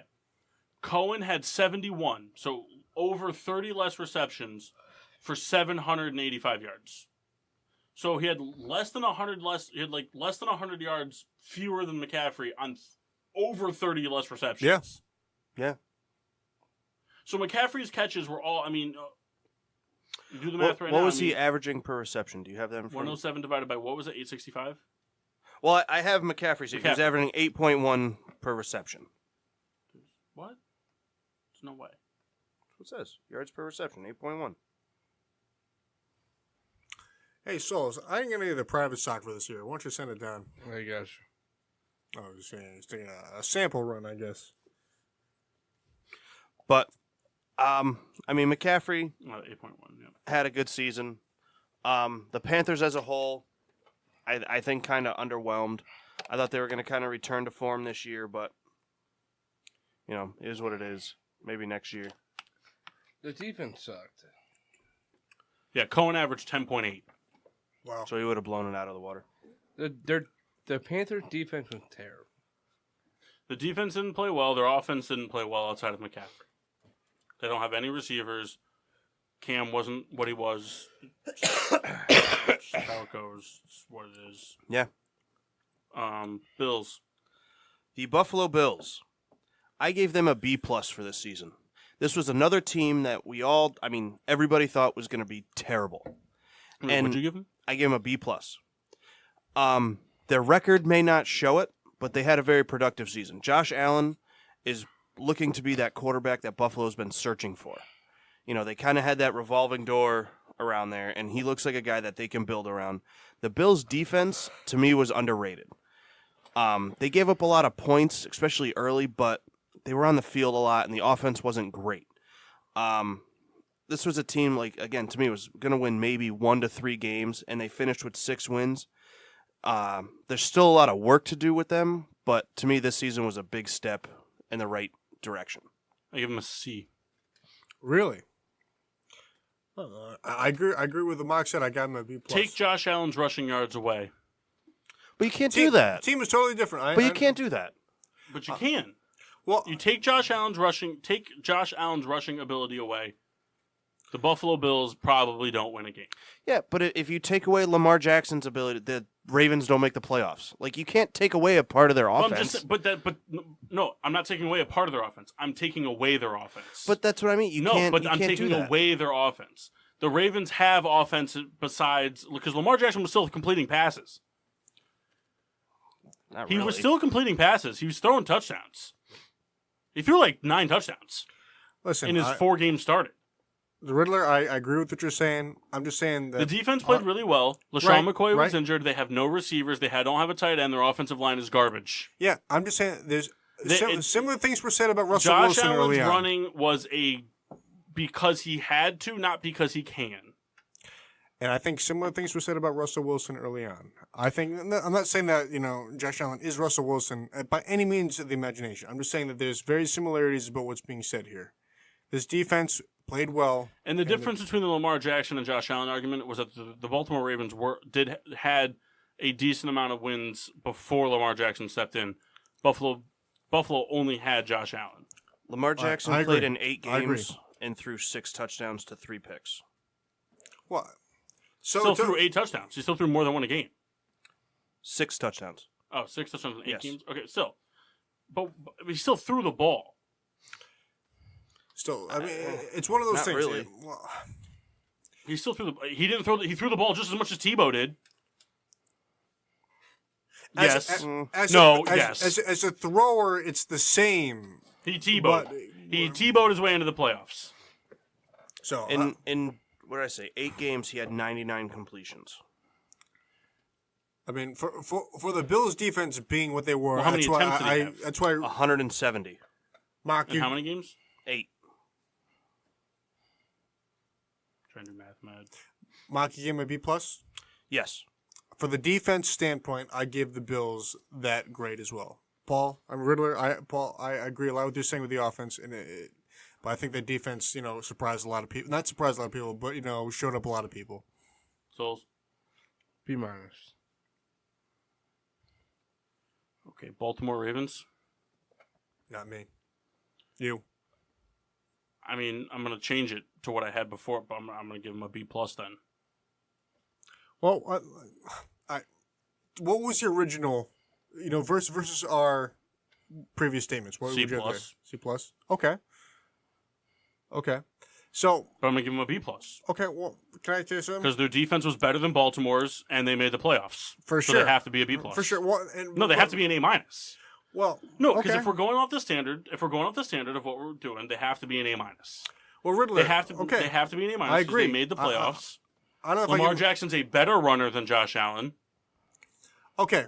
and they made the playoffs, and they have a better defense. So Riddler, I agree with what you're saying because that Baltimore But I defense think they has were a been C plus solid. team. I don't think they have any. Their offense was super inconsistent. Joe Flacco didn't play that great For when he sure. was there. Yeah. And then he got injured, and Lamar. But I'm saying, like, the Baltimore Ravens weren't a team that you were expecting to go to the playoffs or to win the Super Bowl. No, not at all. They But were a team however- that could make the playoffs. Right, and that's why I agree with what you're saying because that defense was dominant in the entire year. They're the best defense in the NFL. There was not a time where no one ever doubted that defense. Now, it was in a weird situation where Flacco was not playing well and Lamar Jackson takes over and plays No, fairly Flacco well. wasn't not playing well. Flacco got injured. Okay, well, Well, I want that to be noted because that was never the case. Flacco was Okay. It wasn't that Flacco wasn't playing well. Flacco got injured. Lamar Jackson came in, and he missed 2 weeks. They won 2 games, and they rode the hot hand. okay, well, you're right. You're absolutely right. And I want this to be known right now on air. This is the biggest mistake Baltimore is making, is by letting Joe Flacco walk to keep Lamar Jackson because And- they are and- not making the playoffs listen, with Lamar Jackson as a Steelers fan- 16-game starter for the years to come. As a Steeler fan, Riddler, I entirely agree. I tell you, the way this season played out was not the way I thought it should have. But what I'm trying to say is that the defense played well, and the offense never had kind of a consistency. But where the Bills rest as a B plus, the Ravens rest at perhaps a B minus. Well, the Ravens have to have a higher grade than the Bills. So you say that because they make the playoffs? Yes. Mock said earlier that what team was it that got a C because they didn't make the playoffs? The Steelers. The Steelers got a C because they didn't make the playoffs. Granted, it was because it was the Steelers, but the Ravens are not a team that's guaranteed a playoff berth. Okay, no, I understand. Now I think I They gave won the Steelers- playoff. They Right, got the playoffs right. with a better rushing quarterback, a better receiving core, and a better defense. So they Okay. deserve a higher grade than the Bills. Now I failed to remember what I gave the Steelers a record, but I would give the Steelers and the Ravens perhaps a similar record just because of the way things played out. You can't give for different reasons. You can't but give the Bills a higher record than you give the Ravens. You can't. You just can't. They won more games. They had a better rushing quarterback. If that's the way you want to go on it, is because of rushing. Because you can't take offensive. Because Josh Allen wasn't lights out throwing the football. For sure he was. So they had a better running quarterback. They had better receiver weapons. They had a better running game. They had a better offensive line, and they had a better defense. Therefore, okay. Now listen, name one category that the Bills were better at than the Ravens. So But they that's weren't. not but the debate. The debate isn't the Bills are better than the Ravens. The Ravens, for all the points you're making, they have the best defense in the league. They have a better running quarterback. All these, and they still squeaked into the playoffs with help with the division. I guess the Bills were supposed to win maybe 2 games and won 6. But the Ravens weren't supposed to make the playoffs. But they have a better team, and they squeaked it. So you could give them a better grade. But to me, I don't know that I don't buy into the Bills were supposed to win 1 game. they were their starter going into the season was Nathan Peterman, But a guy that should be on a roster anywhere. They had no receiver, an old LaShawn McCoy, and a defense that no one was sold on, and they still that's not true at all. The Bills had a top 10 defense last year. Going into this season, I would have bet $1,000 that the Bills would win more games than the Jets. Would have bet $1,000. The defense is better. Josh Allen I would take Josh Allen over Sam Darnold anytime. Both of them. But there was no guarantee either rookie was starting. LaShawn McCoy's a better running back. The only thing the Jets have on the Bills is a better offensive line. In the start of the season, the only thing the Jets had on the Bills was a better offensive line and established coaching. So Riddler, I agree. I would have made the same bet that the Bills would have won more game than I the give Jets. the Ravens an A-. So I guess what I'm saying is that no matter what, the Ravens came down to 1 game just like the Steelers did. I give the Ravens an A-. If Josh Allen didn't get hurt, the Bills would have won 9 games. They got hurt. Perhaps. I agree. I get the point. But the Ravens, on the other hand, the Ravens defense. If the defense wasn't good, that team would be a 5-win team. But the defense was phenomenal. I agree. The defense is the best. The defense was phenomenal, and they handled quarterback adversity. Right. I guess what I'm saying is that if the Ravens, the Ravens were a C+ team that played at an A- caliber. That's fair. The Bills are a C team. I played at a B-. I'm just saying if the Ravens went into Week 17, as it's called, Week 17. If they went in with a game, they were going to the playoffs no matter what. That I would agree with more. But because it came down to the last game, Ravens versus Steelers matchup. But see, no, I don't buy that. It didn't come down to that. But it sort of did. It sort of did, but it didn't come down to that. It came down to if the Ravens win, they're in. That's what it came down to. The Ravens controlled their own destiny. It wasn't, sure, but that's fair enough. It's not fair enough because that is a lot different than Colts Titans. Ravens having to lose and you having to beat the Bengals is a lot different than whoever wins Colts Titans was in. And there's a lot of difference. I agree, but the problem is it comes down to the crappy thing that we can't change, and it only matters because it is what it is. It's because of the tie. Because if the Steelers lost to Cleveland in Week 1, that it would never be a discussion. If the Steelers won or lost, it never would have been a discussion. But because of the tie, because they don't play for a win or a loss, they play for a tie in the regular season, it creates that freaking stupid thing in the NFL, and it creates a problem for all these teams. I love it. You know what, though? I love it. I hate it so much. The Ravens are not a good team. Okay, well, let's move on. We got to wrap this up. But neither are the Bills. Oh, hold on. Well, real quick. If you look at the last 5 games of the season, who the fuck did Baltimore play? Well, I don't know off the top of my head. Okay. Chargers. Okay, that's one team. They played Tampa Bay. They're trash. Doesn't matter. They won the games. Wins and losses are all that matters. I get it. What I'm saying is, Lamar Jackson will not be successful next year. Teams will figure him out, and they figured him out already. Just like the Los Angeles Chargers did. Right. He will fumble. He will cave under pressure. He is a bitch of a quarterback. Just like Marcus Mariota. All right. Their last 5 games, they played the Falcons, Chiefs, Bucks, Chargers, Browns. Exactly. Okay, but who did the Bills beat? Nobody. That's not my point. But the argument isn't that the Bills are better than the Ravens. I think if you grade the Bills' season, I think this season, I think they exceeded expectations. I agree that they exceeded expectations, but they didn't exceed to a B+. That's okay. I'm just saying the Ravens would never make the playoffs. They played the trash-ass team, and they're not a good team. They're lucky they had that schedule at the end, and they're lucky that Lamar Jackson played as well as he did. The Bills didn't beat a team that had more than 6 wins. So they beat no team better than them. And the Baltimore Ravens will realize next year that Lamar Jackson is not their quarterback of the future. I understand that. That's fair. But hey, let's save that until we do our 2019 Ravens. predictions. Cardinals. Last one. There it is. Let me scroll down here. I gave the Cardinals a D+ this year. Josh Rosen, showed flashes of talent, but overall didn't have a great season. We all thought David Johnson was going to come out of the gates this year, guns blazing, and he really didn't. Not his fault. I agree. Once the play calling got brought over to Leftwich, it opened up more. But Larry Fitzgerald again turned back the clock, had a great season. Defense played better towards the second half in the sense that they played teams a lot tougher. Like Arizona wasn't an easy win. They played teams kind of tough.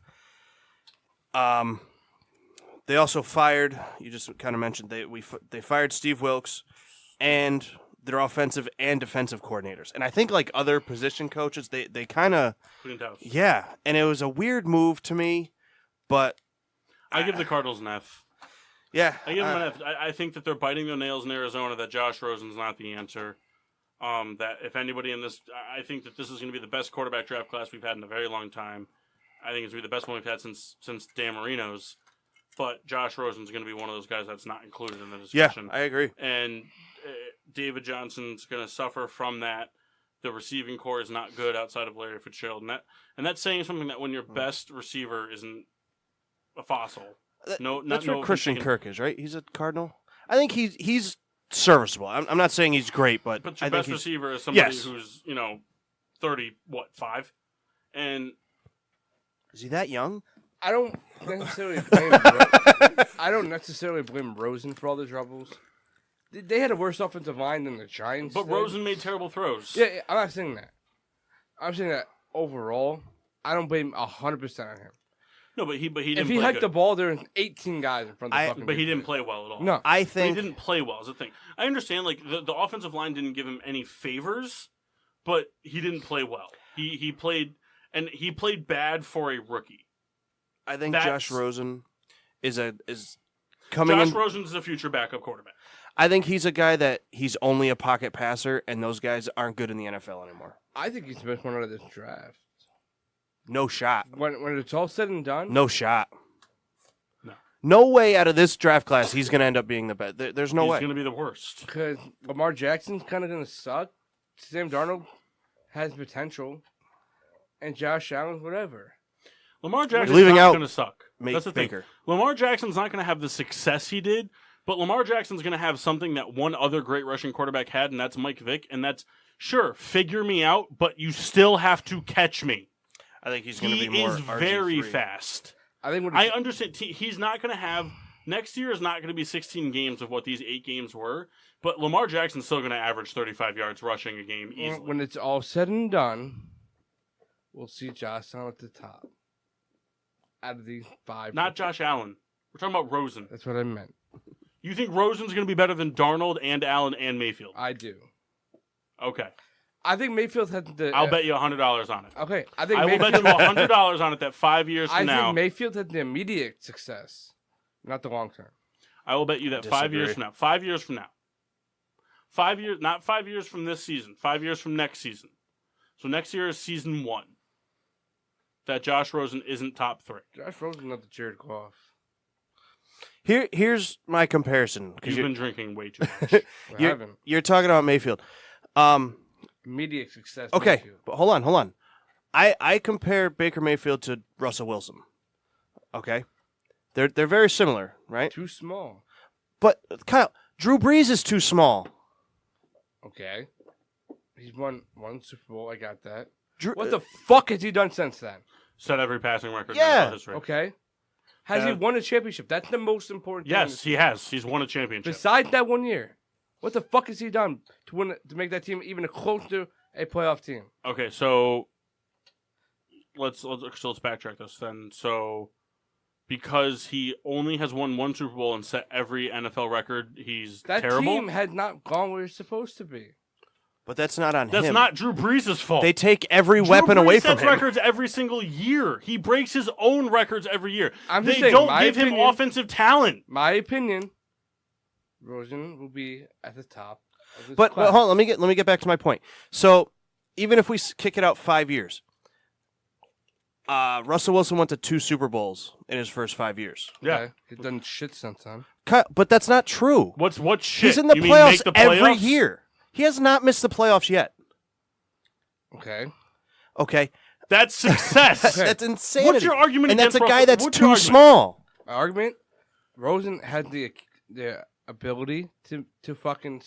The ability. So okay. Not so, yet. So Rosen He showed. had no thing. He so had Ro- nothing. Rosen he showed- gets sacked Rosen over 1 second. Rosen showed. Okay, that's false. Not Rosen, true. He gets sacked in under a second. No, I'm okay. Okay. Rosen showed in college that He was he's a better. fucking 48 touchdown quarterback. Okay. Okay. He came in against the Bears for the second half. Okay. After Bradford sucked, immediately shit the bed against the Bears. Okay. And continued to shit the bed every game since. What did Jared Goff do in season 1? He had Jeff Fisher. He had nothing. He had Jeff he did Fisher. nothing, and everybody thought he was going to be a bust of a quarterback. He had Jeff Fisher. Doesn't matter. It does. He had Steve Wilkes. Steve Wilkes was a one-year coach. Okay. If you Steve bring, Wilkes was a one-year I'm not coach. saying it's going to happen. The Arizona Cardinals signed Steve Wilkes because they were like, oh, we don't like anybody that's available now. We're going to sign somebody and then cut him when the guy we Okay, want becomes I get available. that. I'm not saying it's going to happen. They did a disservice to Steve Wilkes, I am not Rosen, going to say David what's Johnson. happened. They did a disservice to the entire team by signing If- Steve Wilkes at all. If it's not going to happen, if Bruce Arians took over the Cardinals job again, what are you going to say about that? That Josh Rosen's still not the best quarterback out of this draft, I is think what he I'm going to is. say. Because Baker Mayfield's going to have immediate success. Okay? Sam Darnold had nothing. Kyle, you've told me time and again that Sam Darnold's going to be the best quarterback out of this draft. You told me that you think he's going to be very good long term. Long term. So what's 5 years from now? So What's that Sam long Darnold's term? so okay, 10 so, years. So Baker Mayfield's going to be good from 20 to 25. Sam Darnold's going to be elite from 35 to 80. No. But Josh Rosen's going to be really good from 26 to 27. No. Sam Darnold's going to be good from 28 to 32. So they So have Josh to wait. Rosen's They have gonna to be wait good from- 10 years to get 4 good years. No, So I'm Josh not saying that. Josh Rosen's going to be good from 25. He's going to be the best from 25 to 28. Yeah. So he's going to be good for 3. He's going to be Yeah. So he's going to give them mediocre success that doesn't make the playoffs for 3 years. I don't think mediocre. I think they're not a playoff team next year, but I think they compete. No. How in that division that already has 2 playoff Because teams? the Rams are kind of overrated because their defense is pretty much trash. I mean, okay, but they're still going to beat the Cardinals. And the 49ers are not 100%. What are the Cardinals? Good. What can the Cardinals do this offseason that's going to make them better than the Rams? I would love you to tell me. Okay. What did the Colts do this offseason? They drafted Quentin Nelson. Did he or did he not make that offensive line the best in the league? Not single-handedly, Yes, Kyle. he did. Yes, he fucking did. Okay, so he You know single-handedly, Yes. he stopped. Okay, single-handedly, he stopped 4 defensive pass rushers. Single-handedly, Kyle. Okay. No. I'm asking you. I'm asking you. Single-handedly. Name the other 4 guys. It Were they doesn't on the matter. team They last all year? were. Yes or no? Wilton Nelson did a good job handing his guy one-on-one, The other which 4 allowed guys. the other guys to Other handle their guys. 4 guys. The entire Were they offensive on line the is- team last year? Yes or no? I don't know, Kyle. Correct. It was yes. All right. Okay, Let's so wrap it up. We're out of time. All right, let's wrap it time. up. so you're telling me the Cardinals are going Souls, to beat the fuck Rams time. next year? The Cardinals are a playoff team next Yeah, year. I don't think Rams are fucking shit next year. Okay. All right, listen. We covered every So Jared team. Goff is trash. Wait, next year. I don't think the Rams defense is good. I don't think the Rams The offense Chiefs' is- defense is terrible, and they were the 1 seed in the West. And they're gonna And lose in the fucking. It doesn't divisional matter if round. they lose. They made the playoffs at the 1 seed. Doesn't matter. It does matter. Because if you're the How one does it seed, matter? How if does you're it the not one seed, matter? You get knocked out, and doesn't matter. It You're matters just like though, the rest because of if the fucking Rams are league. the 1 seed, the Cardinals don't win the division. You're just like the rest of the league. You're fucking doesn't mean shit. Okay, but you're The saying Steelers the were the Cardinals. 2 seed last Okay, year. but can somebody please help me? Is his argument yes or no that the Cardinals are going to be a contender for the division next year? I don't think so. But I don't even but think is that they're his close. argument? That's his argument. If the Rams win the 1 seed, with or without a good, the Chiefs won the division with a terrible defense and a great offense. Yes. If the Rams do that, that means the Cardinals don't win the division, and the Cardinals are not going to be good enough to outlast all the other teams in the NFC. I don't think so. Not at all. I think they're the second best team in the NFC West. Show me otherwise. What other team in that division is better? Okay, The so, Seahawks. They're Seahawks. not. All right. Okay. So this is yet to be seen. All right. Hey, we wrapped up the 2018. We gave our grades. We went around the table here. We gave what we thought. Hopefully, people listening, people watching, we gave you guys something to think about, something to chew on the fat, if you will. Let's wrap it up. You guys want to do some beer reviews? You guys want to talk about where you can find us first? No, do the beer reviews. Beer reviews. Beer reviews. Souls, you want to hop in there? You got some from Funk. Funk, right? Yeah, Citrus from Funk Brewing was I. Souls, you had such promising things to say about Funk. It wasn't the best beer I've ever had. I still think the best beer I've ever had was Super Duper Citra. Really? Yes. Over too juicy. I gotta say, so we're in the package store. Kyle goes, "Do you guys have the Super Duper Citrus?" She's like, "What brewery make it?" I don't know. If you can't tell me, then screw you. I had it a few times. Once at his Mock's house, once at here. I think, in my opinion, it's my favorite beer. Really? Yeah. Wow. Reviewed a beer you didn't have tonight. That's Love fine. it. That's fine. But this was like a C plus. Huh? It got me through the day. Hey, that's fine. So, versus other, I'm gonna call them like citrusy beers. How heavy was it for you? Is it kind of like It something wasn't you'd have heavy like? at all. I'm pretty drunk, but that's because I had that.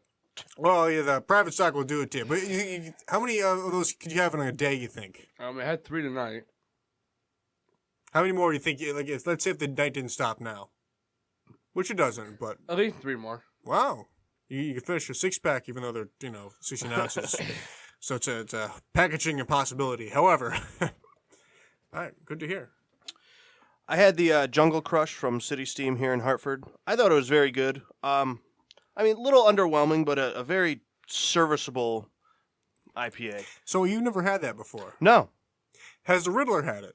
Because the can is very familiar looking. I don't know. Paul, have you ever had this? No, Kyle had it. Oh, Kyle had it. Oh. I enjoyed it, though. I mean, it had a nice, smooth, that smooth New England IPA style. I'd recommend it. For sure. So Riddler was very generous, as he always is. I mean, I if I would, add up all the beers I've had on this show, ones I purchased versus that he's, donated to me, it would be probably like 78% Riddler. He gave me the Brooklyn Black Ops, and, well, I'll get into the next beer in a minute. The Brooklyn Black Ops, which is a beer, I believe, that comes out only once a year. Riddler, can you confirm that? Once a year. It's a stout aged in bourbon barrels. Excellent.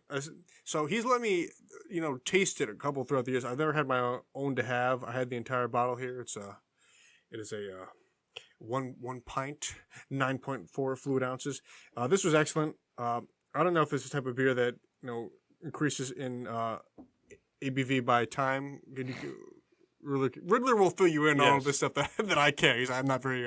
Bourbon barrel aged stouts increase in percentage over time age. This is 2 years. I'm so not. on 2 Yeah. years. It's probably around 14%. I'm not very articulate, but this was excellent, and I very enjoyed it. Thank you, Riddler, for letting me have this. And so this went 9 innings, and it only gave it 1 run because we had to go for extras for 1. And this was Goose Island's Copper Project. It's a So it didn't get the win. It didn't get the win, but it's circumstantial, really, because it was a fluke. It was a fluke. It was a ball out of the zone, and the third baseman he knocked it out. How about this? How about it was an error on the outfielder? I will accept that. And So Goose not Island, an earned run.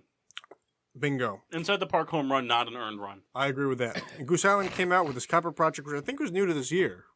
New to Connecticut this year. It's not Copper, it's Cooper. Oh, Cooper, my It's 2 God. O's. I've been saying this for weeks that it's Copper Project. But this is excellent. It's a barrel-aged Scotch ale. So for any craft beer listeners listening out there, it's most similar to Backwoods Bastard from Founders. And I'm a big Scotch lover. This was excellent. New to Connecticut, but if they bring this back again, I would purchase this.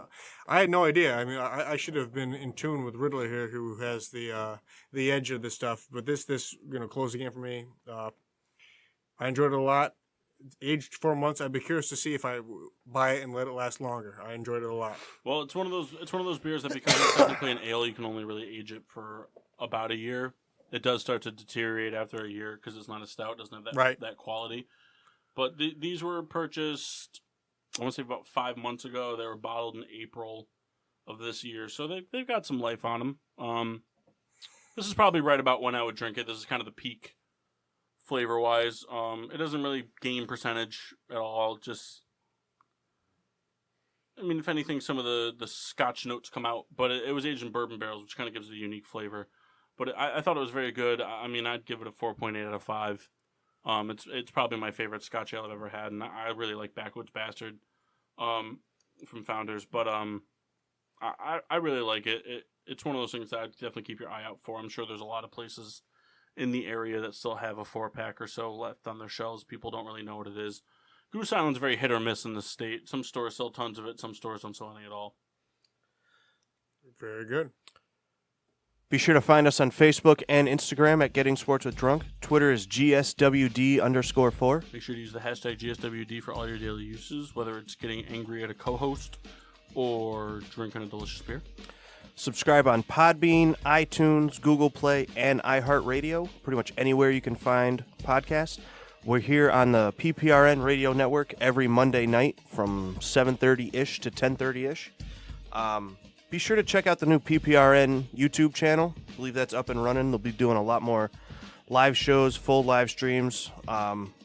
That's rolling out, I think, probably tomorrow with Peter's show. We're gonna be following that same trend. Yeah, we'll be there. So be sure to check that out. Download the PPRN app. Find us. Oh, I thought you were waiting for me. I was confused. I was like, I don't say anything at that part. We'll be back next week. We're starting, new same weekly schedule. We'll be live every Monday from 7:30-ish to 10:30-ish, 8:30-ish to 11:30-ish. Whatever you want. Yeah. Tune in whenever. There's all kinds of changes coming, as Mock said, the PPRN Radio Network, which includes the Peter Pino show and our show, as well as all the other flagship shows on the station.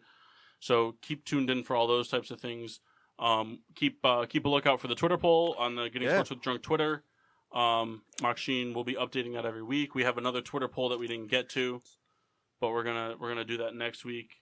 I said next week we're gonna talk NBA stuff. We got some MLB stuff to talk about. Hopefully by then maybe we get some news about Harper and Machado. We got all kinds of stuff to talk about. Also next week we're going to do a little bit of a game that the boys don't know about, and they won't know about until the show. It's not anything they have to do any homework for, so that's always a plus for them.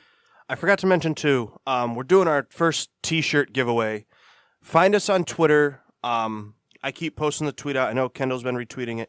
But pretty much shout us out, 5 other people. Next week, we're going to pick a winner at random, send you a T-shirt.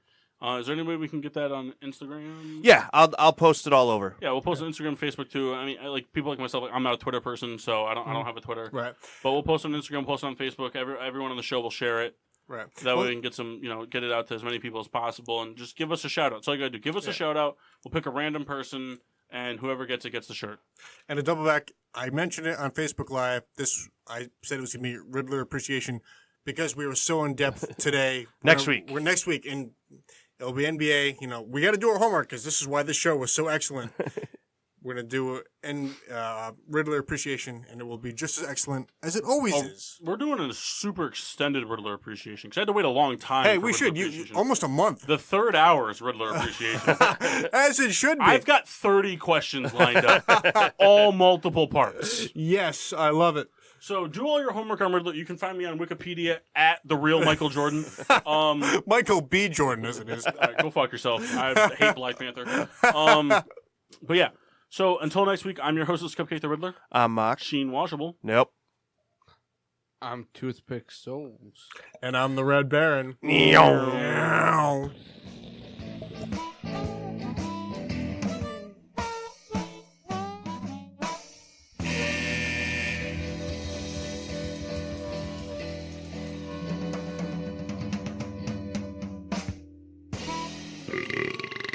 Yeah.